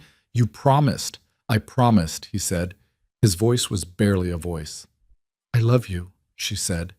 It came out of her like it had been waiting a long time to be let out, and she did not even feel surprised that it had come out, only surprised that it had taken her this long. "I love you, Silas Boone. Clara. And if you die tonight, you take my heart with you. Do you understand me? You take it. I won't have anything left, so you don't get to die. You don't get to. You go and breathe." She felt him try to laugh. It was the worst laugh she had ever heard. It was barely a sound, but he tried. "All right," he whispered. "All right, what?" "I'll breathe." The blacksmith was there now. Old Marsh was there. Pell was there. There were hands under Silas's arms, hands lifting him, and Clara would not let go of his shirt. She walked beside him as they carried him. She did not look back at the burning house. She did not look at her stepfather, lying half-conscious in the snow with the man who had hated him most having just saved his life. She did not look at her mother. She knew, somewhere underneath the rest of her, that her mother and Annie were alive and being tended to, and that was enough for now. She looked only at Silas. They took him to Mrs. Halloran's boarding house, because it was the nearest building that wasn't burning, and they laid him on the long table in her dining room, because the bed was too far up the stairs. Clara stood at the head of the table. She did not let go of his hand. His hand was burned. She held it anyway. She held it the way her grandfather had held her mother's hand the night her father died, the way she had not understood then why anybody held anybody's hand when there was nothing a hand could do. She understood now. She understood because there was nothing else in the world to do, and she had to do something, and a hand was a thing she could hold. Around them the town moved. People came in, people went out. Mrs. Halloran was barking orders. Someone brought water, someone brought clean cloth. The blacksmith's wife was already cutting strips of linen for bandages, her hands moving fast and certain, the way the hands of frontier women had always moved when a man was bleeding in front of them, and there was nothing else to be done but try. Outside, in the street, Blackthorn Ridge burned down to embers. Inside, on a long pine table in a boarding house dining room, Silas Boone breathed in and out, slow and ragged, with a thin woman holding his ruined hand and refusing to let it go. His chest rose. It fell. It rose again. Clara watched it rise and fall and rise and fall, and she did not move, and she did not blink, and the night went on around her without her in it. Outside somewhere, snow began to fall again, soft and slow, the way snow falls when a storm has spent itself and there is nothing left for the world to do but cover what is left. Clara lowered her head and pressed her forehead to the back of Silas's burned hand.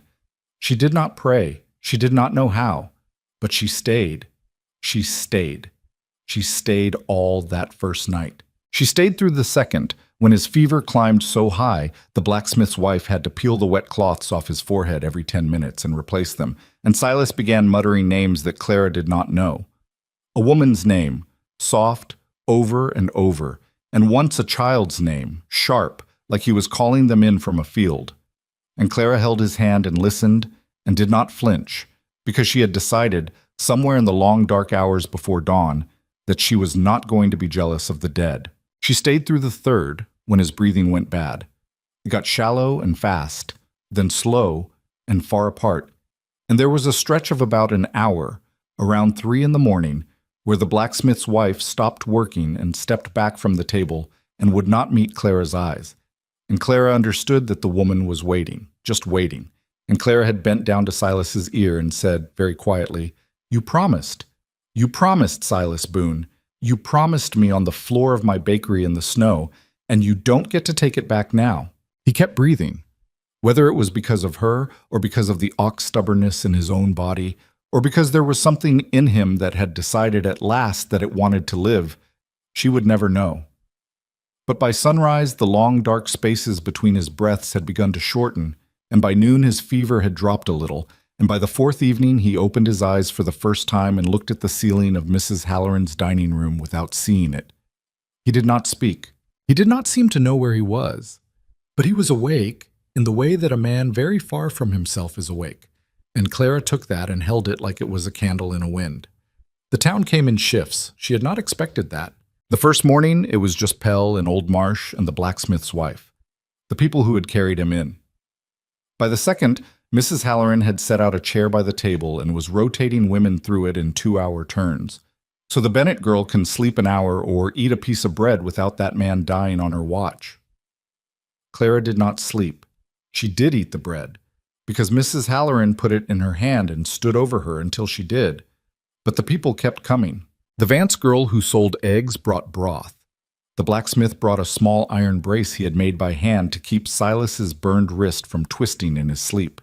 The old woman who ran the laundry, who had never spoken a word to Clara Bennett in her life, came in on the fourth afternoon with a bundle of clean linen and laid it on the table next to Silas and said gruffly, "Tell him that's for the man who pulled the Whitlock baby out the window." Clara stared at her. "The Whitlock baby? You didn't know?" "No. Before he got to your place, their window was the first one he went through that night. Don't think anybody told you." The old laundry woman left without another word. Clara sat down. She had been standing. Her legs went out from under her, and she sat in the chair, and she looked at Silas's still face on the pillow, and she thought, "What else did you do that night that I don't know about?" And she did not get an answer, because Silas Boone, asleep, was the same as Silas Boone awake. He did not give answers. He gave acts. On the fifth morning, Annie came in. Clara had not let her sister come before. The smell in the room was bad. Burned cloth and burned skin, and the sweet, sick smell of fever. and Annie was 9, and Annie had already been through enough. But Annie had stood at the door of the boarding house every morning for 4 days, holding her own elbows.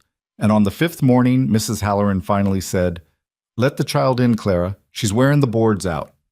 Annie came in. She walked very slowly to the side of the table. She looked at Silas. She did not look afraid. She had the same open, fearless face she had worn the first day she met him in the bakery, only quieter now, the way a child gets quiet when she has finally understood a serious thing. "He's so still," she said. "He's resting. He don't look like himself. He'll look like himself again." Annie reached up. Her hand was small and chapped. She put it very gently on the back of Silas's bandaged wrist. "Mr. Silas," she said. He did not move. "Mr. Silas, it's Annie. I brought you something." She pulled a folded piece of paper out of her apron. She unfolded it slowly and laid it on the table next to him. It was a child's drawing, Chet, a man with a long beard and very big hands, and a smaller person beside him in a dress, and between them a smaller person still, no taller than the man's knee. All 3 of them were standing in front of a square house with a stick chimney and a sun in the corner that had its own face. Clara looked at the drawing for a long time. She did not say anything. She could not have said anything. Annie patted Silas's wrist twice, the way a small child pats something fragile, and then she stepped back from the table and reached up and took Clara's hand. "He's gonna wake up, Clara." "I know, Bug. He's gotta. He will." Annie looked up at her. "Owen said something last night?" Clara felt her shoulders tighten. "What did he say?" "He said—" Annie squinted like she was trying to remember the exact words. "He said that big bastard saved my life. And I've been wrong about him, and I ain't gonna live the rest of mine being wrong twice. And then he started crying, Clara. He started crying at the kitchen table. I never seen him cry." Clara did not know what to do with that. She squeezed Annie's hand. She did not have words for it. The man who had told her 8 months earlier that Silas Boone would slit her mother's throat in the night had been carried out of his own burning bedroom on the shoulders of that same man, and now he was crying at a kitchen table somewhere across town, and Clara did not have anything in her, not pity, not satisfaction, not forgiveness, that knew what to do with the fact of it. She just held her sister's hand and looked at Silas. The town did not stop changing after that. It was a slow thing. Towns do not turn on a single night, no matter what is said later in songs and stories. But Blackthorn Ridge had seen its own people running into a burning building and stopping at the doorway, and it had seen one man, one outsider, one mountain man, one killer, by the gossip's own words 6 months earlier, go in 3 times. The town had watched. The town did not forget. Mrs. Whitlock, whose baby was alive because of him, came into the boarding house on the 6th day with a pot of beef stew so heavy she could barely carry it. She set it on the kitchen counter, and she came and stood in the doorway of the dining room, and she looked at Silas on the table for a long minute. She did not come closer. She just looked. When she left, she said to Clara on the way out, "If he wakes up, when he wakes up, you tell him my Tommy says his name every night now. I don't know how he learned it, but he says it. Silas, Silas, Silas, like a prayer." She left. Clara sat down in the chair and put her face in her hands and did not cry, because she had given up crying long ago, but her shoulders moved for a long time. The Halford boys did not come. She had not expected them to. They were not the kind of men who admitted, even to themselves, that they had been wrong. But Eli Halford's father, Garrison, the old man with the 3,000 acres and the cattle, came in on the 8th day in a clean coat with his hat in his hands and stood at the foot of the table. "Miss Bennet." "Mr. Halford." "I just came to see for myself."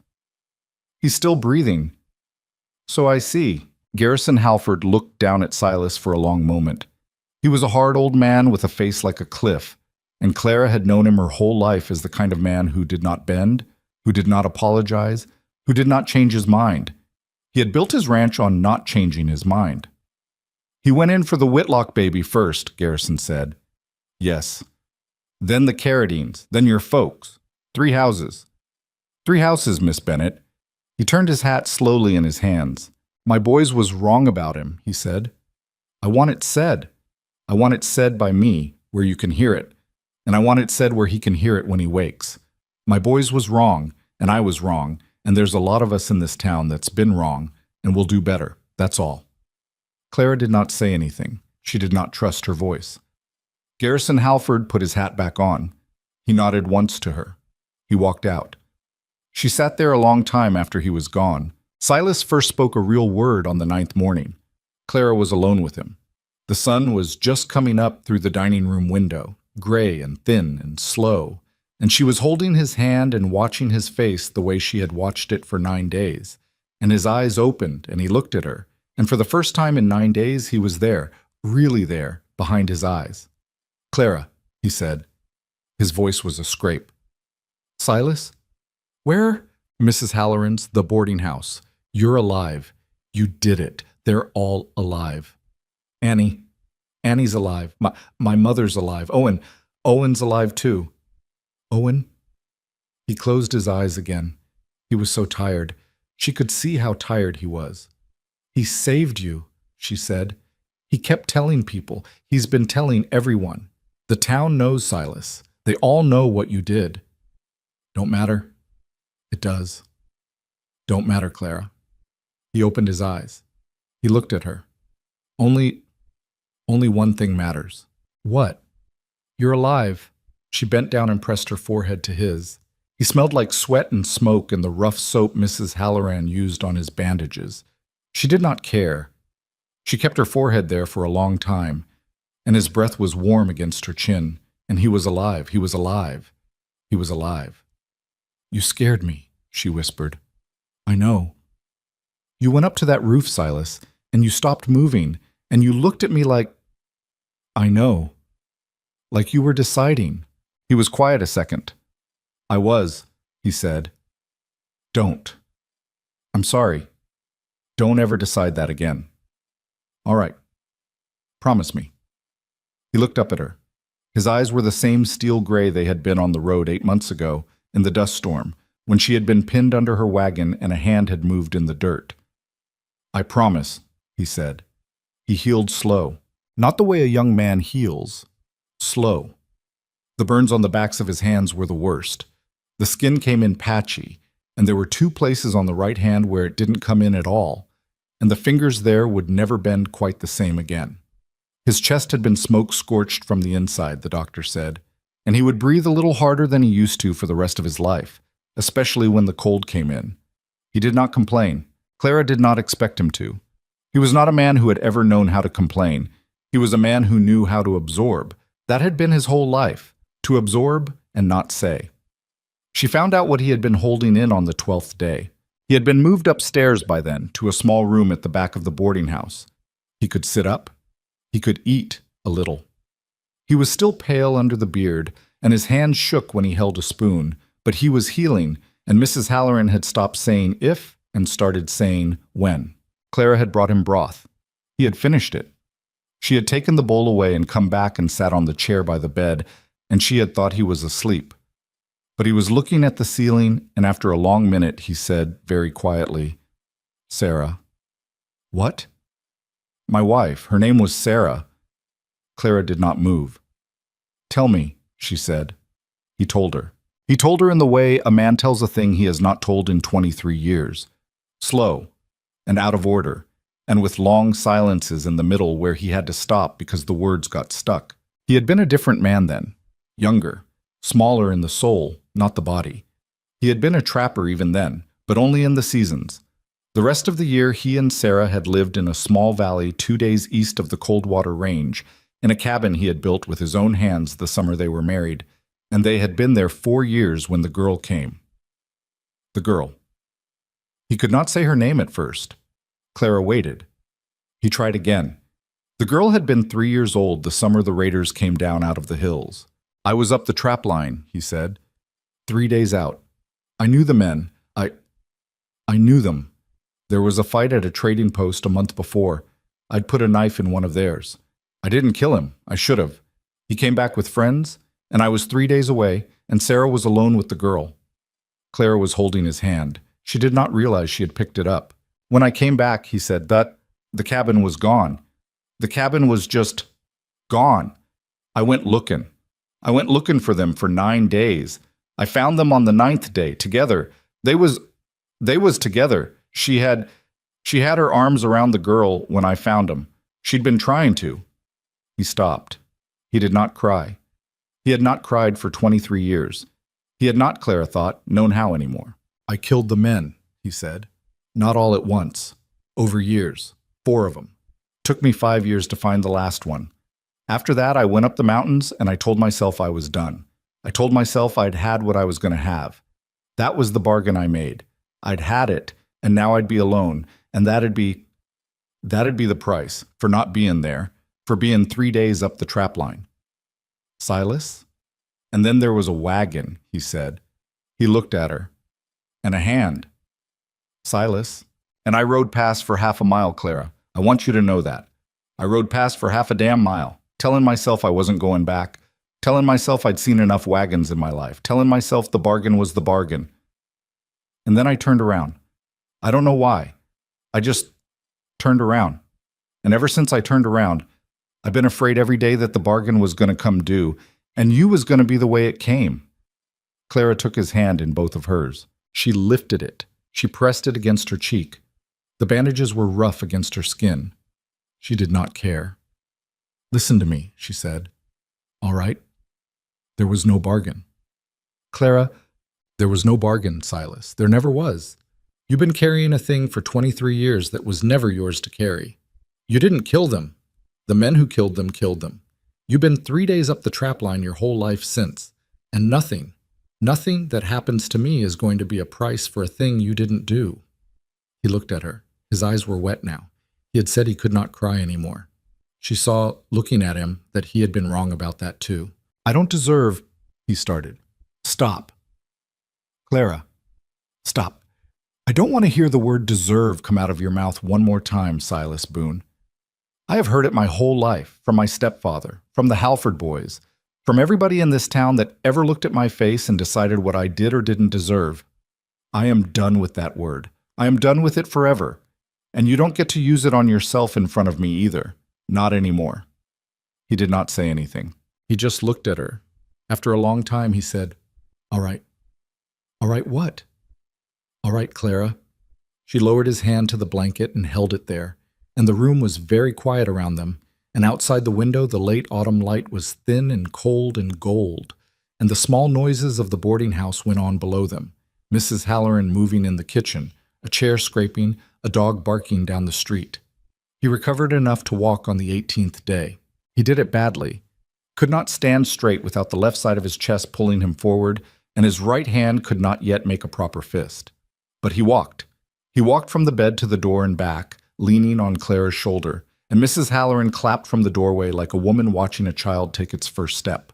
By the 25th day, he could walk down the stairs. He came down them slowly, one hand on the rail, Clara behind him with her hand on his back in case he went over. He did not go over. He made it to the bottom, and he stood in the front hall of the boarding house, and Mrs. Halloran handed him his old hat, cleaned, mended, the brim straightened, and he put it on his head, and for the first time in almost a month, he looked like Silas Boone again. He walked out the front door of the boarding house onto the porch. The street had been cleaned. Most of the burned houses were just foundations now, snow lying in them like white sheets. A few were being rebuilt. There was a new beam going up on the Carradine place, men working on the roof in the cold, and one of them, a man Clara had known her whole life and never spoken to, a quiet hand named Joe Beale, saw Silas on the porch and put down his hammer, and he walked over. He did not say anything. He came up the porch steps. He stopped in front of Silas. He took off his hat and held it against his chest, and he just looked at Silas for a second. Then he reached out and put his hand on Silas's shoulder. Just the once, just a squeeze, the way men squeeze a shoulder when they don't have words. And he turned around and walked back down the steps and across the street and picked up his hammer again. Silas stood there a long time after. He did not say anything either. He just stood. Clara stood beside him. After a while, he reached down with his good hand and he took hers. Clara, yes, come live the rest of this hard life beside me. He did not look at her when he said it. He was looking out at the street, at the men on the roof, at the snow lying in the bones of the burned houses. He said it the way a man says a thing he has been saying inside his own head for so long that when it finally comes out, it comes out quiet, like he is half surprised to hear his own voice doing it. "Yes," she said. He turned to her then. "You didn't let me finish," he said. "You didn't need to." "I had a speech." "I don't want the speech." "It was a good speech, Clara. I worked on it. 12 days. "I don't want the speech, Silas." She was laughing now. She did not know when she had started. She had not laughed in a month. It came out of her in a small shaking sound, and Silas's face, his scarred, smoke-ruined, broken face, did the quarter-inch smile, and then it did more. It did a whole smile, an actual whole smile, the first one she had ever seen on him. He looked 20 years younger. He looked like a man who had just remembered, very late in his life, what his face was for. He bent down, slow, careful, the way a man bends when his ribs still hurt. And he kissed her. It was not a clean kiss. His mouth was dry from fever, and his beard was rough, and her nose bumped his cheekbone in a way that would have been funny if she had been able to think about anything at all. But she could not think about anything. There was a hand on her face, the burned hand, the bandaged hand, the hand that had pulled 3 families out of fire. And there was the cold porch under her boots, and there was Blackthorn Ridge all around them, and somewhere across the street Joe Beale's hammer started up again, slow and steady, like a heartbeat. The news spread, the way news in Blackthorn Ridge spread, by supper time. By morning, it was a fact. By evening of the next day, it was a part of the town. There were people who shook their heads still. There were people who muttered. But nobody laughed. Nobody had laughed since the fire. The Halford boys did not say a word. Clara's stepfather did not say a word. He had not said many words since the night Silas carried him out, and the words he did say now were quieter, like a man who had been broken open and was still figuring out how to fit back together. Annie said the most words about it of anyone. She said them at the kitchen table 4 days after the porch, while Clara was rolling out dough for the next morning's bread. She said in her open, clear 9-year-old voice, "Are you going to live in the mountains with him, Clara?"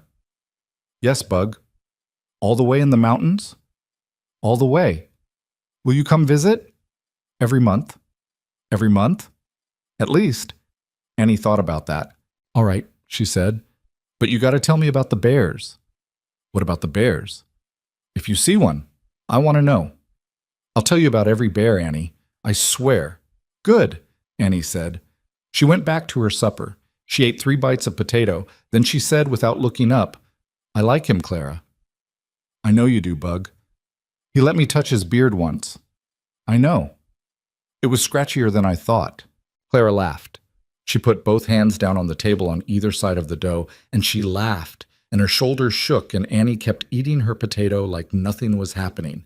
And outside the kitchen window, the early winter dark came down over Blackthorn Ridge with a soft, slow, steady weight, like a hand laid gently on the back of a town that had finally found its way to quiet. The winter ran long that year. It held the high country in its fist through the end of February and into March, and even the old men in town, the ones who had been right about how hard it would be, could not remember a colder one. The river froze 2 feet thick. Cattle died standing up out on the Halford Range. There were 3 nights in January when the wind out of the Powder Hills sounded like a thing alive, scraping at the doors of Blackthorn Ridge, and Clara, lying in her narrow bed in the back room of the bakery, would put her hand against the cold wall and think of a small room at Mrs. Halloran's boarding house where a big scarred man was healing his way back into the world one slow breath at a time. He healed all that winter. He was a stubborn patient and a worse one when he started to feel like a man again.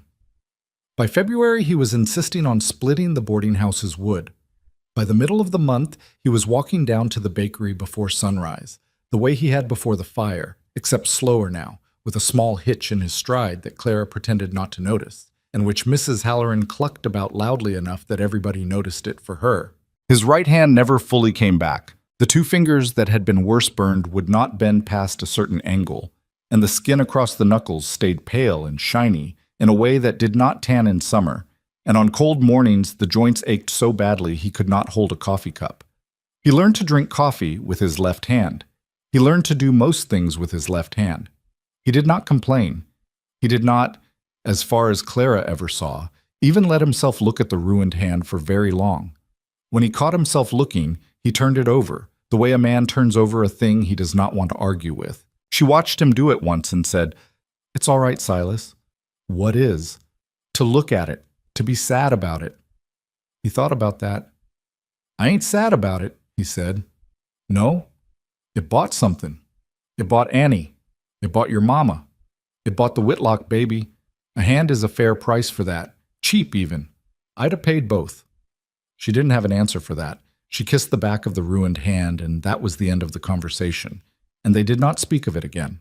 They married in the first week of April, beside Silver Pine Lake, 2 miles south of town, on the kind of bright, thin spring morning that the high country sometimes gives away for free, as if it were apologizing for a long winter. There were still patches of snow under the pines. The lake was half thawed.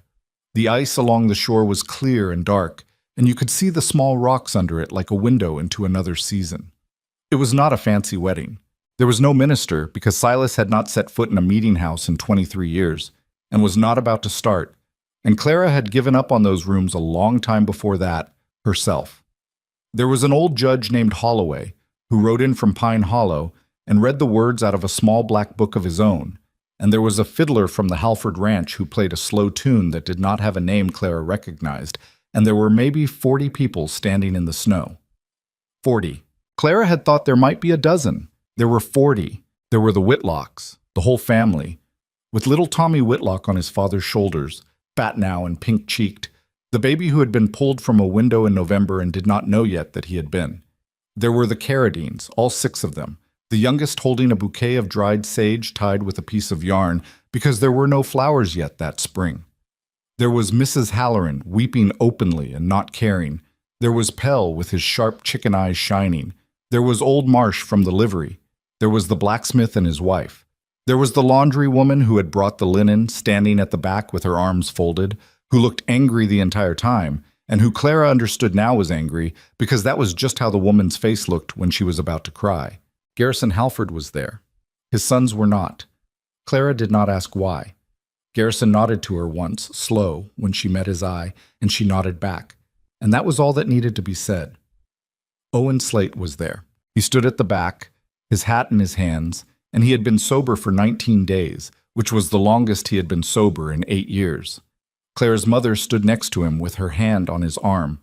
Owen did not look at Clara. He looked at his boots, mostly. But when the judge said the words and Silas said, "I do," in his low scrape of a voice, and Clara said, "I do," in a voice that came out steadier than she had expected, Owen Slate lifted his head, just for a second, and he looked at Silas. And then he looked at the ground again. It was as close to an apology as a man like Owen would ever come. And Clara took it, the way you take any small good thing the world gives you when you have learned not to expect more. Annie carried the rings. She had been practicing for 2 weeks. She walked them up the snow in a little tin cup because Mrs. Halloran had told her she would drop them if she tried to carry them in her hand. And she did not drop them, and when the moment came, she held the cup up to Silas with the same open, serious face she had worn the day she asked him if he was a giant. "Mr. Silas, Annie, don't drop 'em now. I won't. Promise. I promise, Annie." He took the rings out with his left hand. He gave Clara hers. She put it on. He held his out, and Clara, whose hands had shaped 1,000 loaves of bread, Clara who had baked through her grandfather's death, and her father's death, and her mother's slow disappearance into Owen Slate's house, Clara took the ring and put it on the smallest finger of his left hand that it would fit, because his ring finger had been too burned to take a band that close, and that was all right with both of them. It was not a fancy wedding. It was the best one Clara would ever go to. They moved up to the cabin 3 weeks later. It was 2 days' ride north and west of Blackthorn, up through Coldwater Pass, and into the long, shallow valley Silas had been living in alone since he was 31 years old. The cabin was small. It was older than Clara was. It was made of pine logs that had gone silver with weather, and the roof sagged in the middle in a way that made her uneasy until Silas pointed out that it had sagged that way for 15 years and had not fallen in once. She fell in love with it inside of an hour. She fell in love with the way the morning light came through the one east window. She fell in love with the small stone hearth Silas had built himself, lopsided in one corner, with a single chipped river stone he had set into the lintel, because, he said, it was pretty. She fell in love with the stand of pines behind the cabin, and the cold, clear creek 100 yards down the slope, and the way you could stand on the porch at sundown and not see another human-made thing in any direction. She had never been anywhere in her life that did not have somebody watching her. She had not known, until Silver Pine Lake, until Coldwater Pass, until that first night on the porch of the cabin with Silas's arm around her shoulders, what it felt like to not be watched. It felt like a coat she had been wearing without knowing it had been taken off.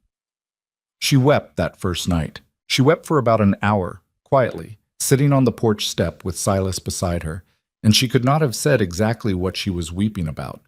He did not ask. He just kept his arm around her shoulders. When she was done, he handed her a handkerchief, which was a thing he had started carrying because he had figured out, somewhere along the line, that his wife had spent her whole life not crying and might need to start making up for some of it. "Better?" he said. "I think so." "You sure?" "Yes. Cry more if you need to." "I'm good, Silas." "All right." They sat there a long time. The summer in the valley was sweet. Clara had thought the bakery in Blackthorn was her whole self, that she could not be Clara Bennett without the stone oven her grandfather had built, and the smell of yeast and the wooden counter she had wiped down 10,000 times. She had been wrong. She had been wrong in a way that surprised her every morning for the first month. She built a smaller oven against the side of the cabin out of fieldstone, and it baked unevenly and burned the bottom of every loaf at first, but by August she had learned its temper, and by September she had a small steady business going with the few settlers and trappers who came through the pass and the regular run of riders who carried mail twice a month between Pine Hollow and the new claims up north. The riders started detouring on purpose by November to come past the cabin for a loaf of her bread. One of them, a long, lean rider with a stutter and a soft voice, sat on his horse one morning in the dooryard and said, "Ma'am, I've been thinking, they got a name for a bakery this far up?" "Not yet, they don't." "You ought to give it one." "What for?" "So a man knows what to say when he tells the next feller."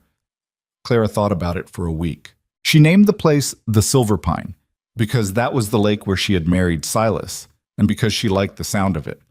Silas carved the name into a board with his good hand and the bad one working together, and he nailed it above the door. He did it crooked. He did most carpentry crooked. She loved the crooked sign exactly the way it was, and she would not let him straighten it the 3 times he offered. Time did its slow work on them. That was the thing nobody ever told you about love, Clara thought. That it was not a single moment. It was not the night in the snow in the bakery. It was not the porch at the boarding house. It was not even the wedding by the lake. Those were just doors. Love was what happened in the rooms after you walked through the doors. The small things, the 10,000 small things, the way a man learns to make coffee the way you like it, the way you learn that he will not eat fish, the way you both stop sleeping with your back to the door because there is no one anymore that you need to keep an eye on, the way he leaves his boots by the same place every night, and you stop tripping over them after the first 6 months because you have made room in your life, without noticing, for the boots and the man inside them. That was love. The doors got most of the songs. The rooms got most of the living. In the second winter at the cabin, Clara realized she was pregnant. She had not been sure she could be. There had been a thing when she was 16, a sickness, a fever, a long time of bleeding she had not understood, and a woman in town had told her she would probably never carry a child, and Clara had folded that piece of knowledge away in some drawer inside herself and stopped looking at it. She had never spoken of it to Silas. She did not see the point. He had loved her without ever asking for a child, and she had thought of that more than once as one of the kindest things about him. When she realized, late, 6 weeks late, with a strange new tiredness, she did not tell him for 2 days. She did not know why she did not tell him.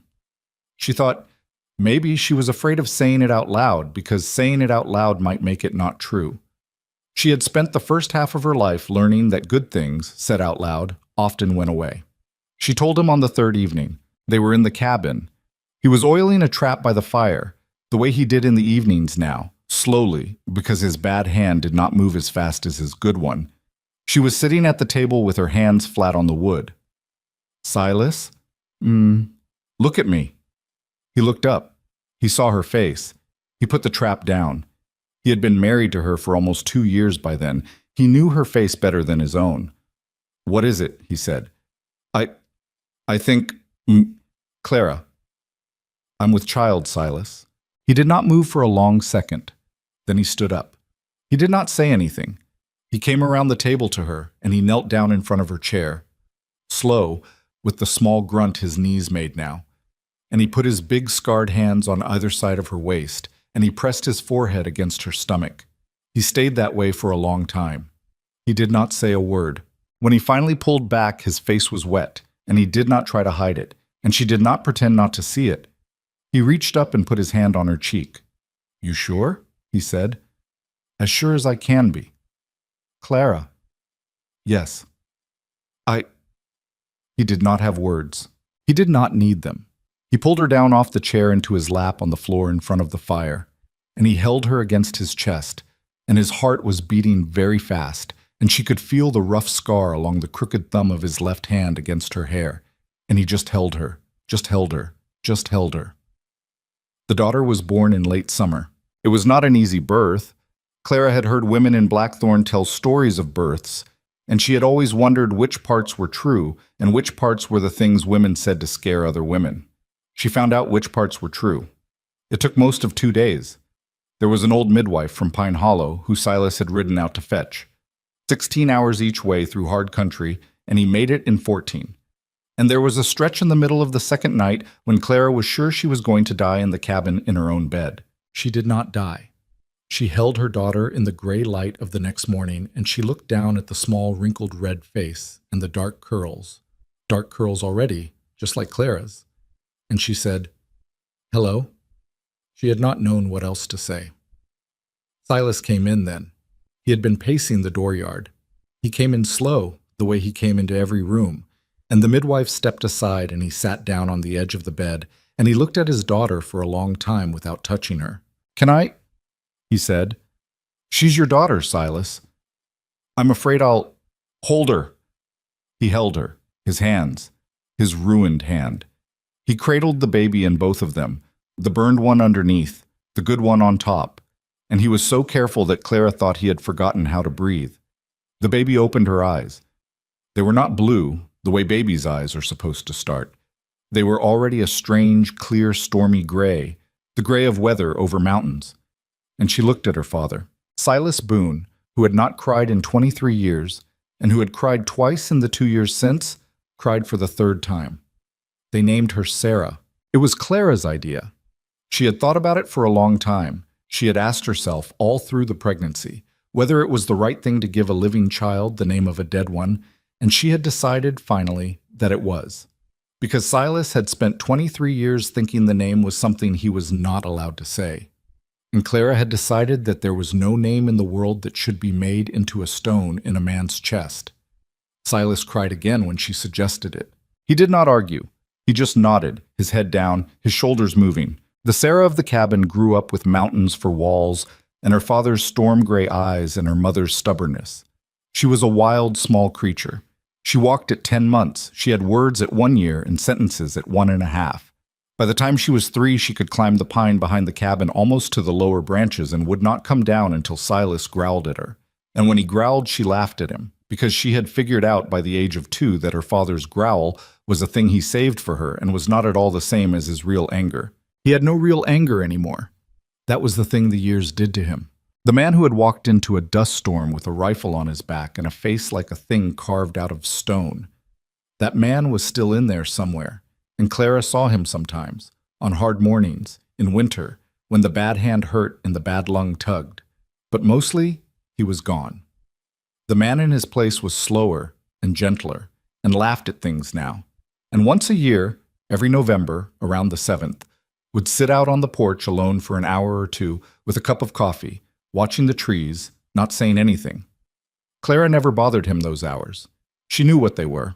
The town did not forget him. She and Sarah and Silas went down to Blackthorn every month, the way she had promised Annie they would. The town changed in those years. It softened, the way towns soften when the worst thing has already happened to them. There was a school now, built from money the Halfords had finally been embarrassed into giving, and Annie taught the youngest children in it by the time she was 15, with a patience Clara recognized as something she had given her sister without ever meaning to. Owen Slate had died in the third winter, quietly in his bed, sober, and Clara's mother had moved into a small room behind the bakery and started working in it again, and the bakery still ran, with a girl from the Vance family doing the heavy work, and Clara's name was still on the sign over the door, and would be for as long as the sign held. The Halford boys had left town. Eli first, then Cole. Nobody knew where they went. Garrison Halford never spoke of them. Clara saw him once a year, every spring, at the same table at Mrs. Halloran's boarding house, and he always asked after Sarah, and she always told him, and that was as much of a friendship as the two of them ever quite had, and it was enough for them both. August Vey was caught in the second year, far to the south, with two of his men. He was hanged. Clara did not go. She did not want to. There had been a time when she had thought she did. There had been long nights, in the first year, when she had lain awake imagining what she would say to the man who had put torches into her town.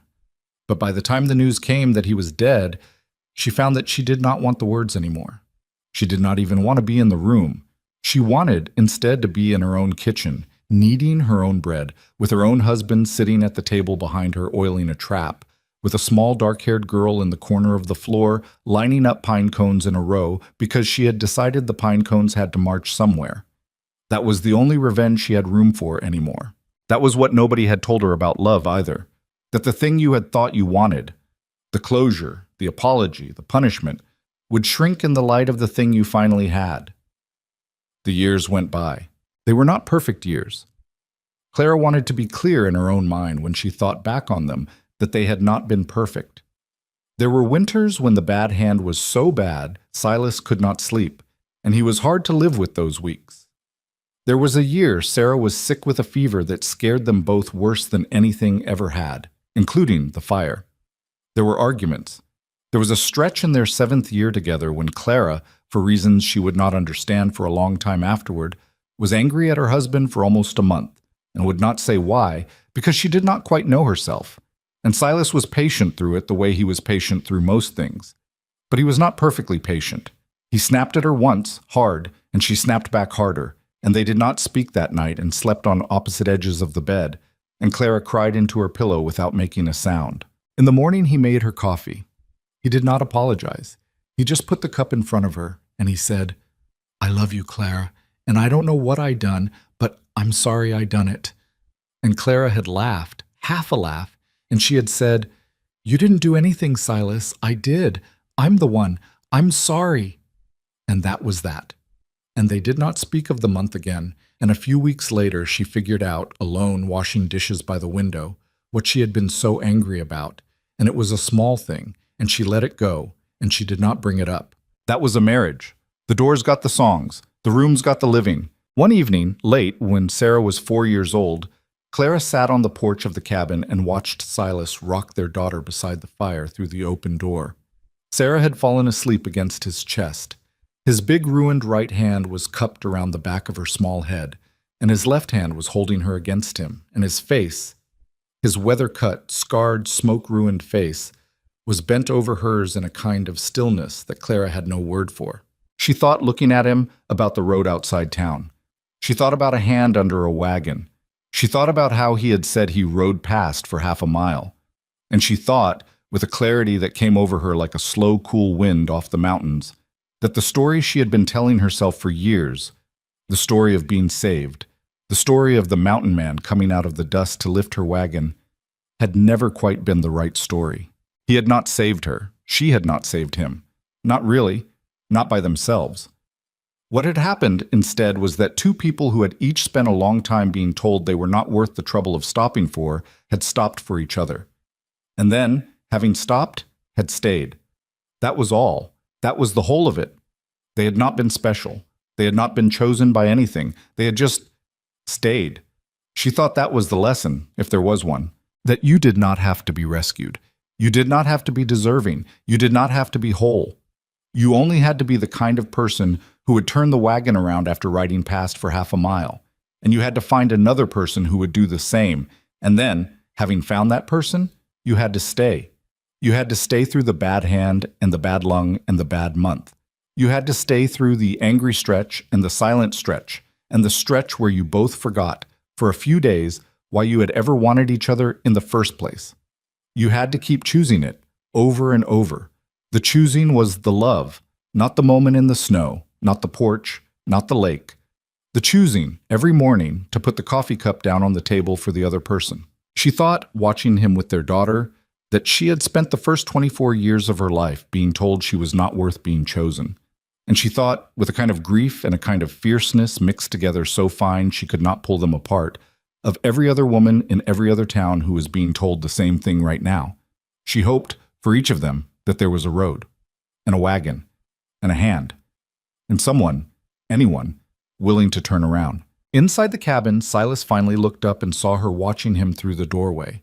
He smiled at her, the whole smile, the one she had earned the right to see, and he tipped his head toward the inside of the cabin, the way a man tips his head when he means come inside, it's cold. She came inside.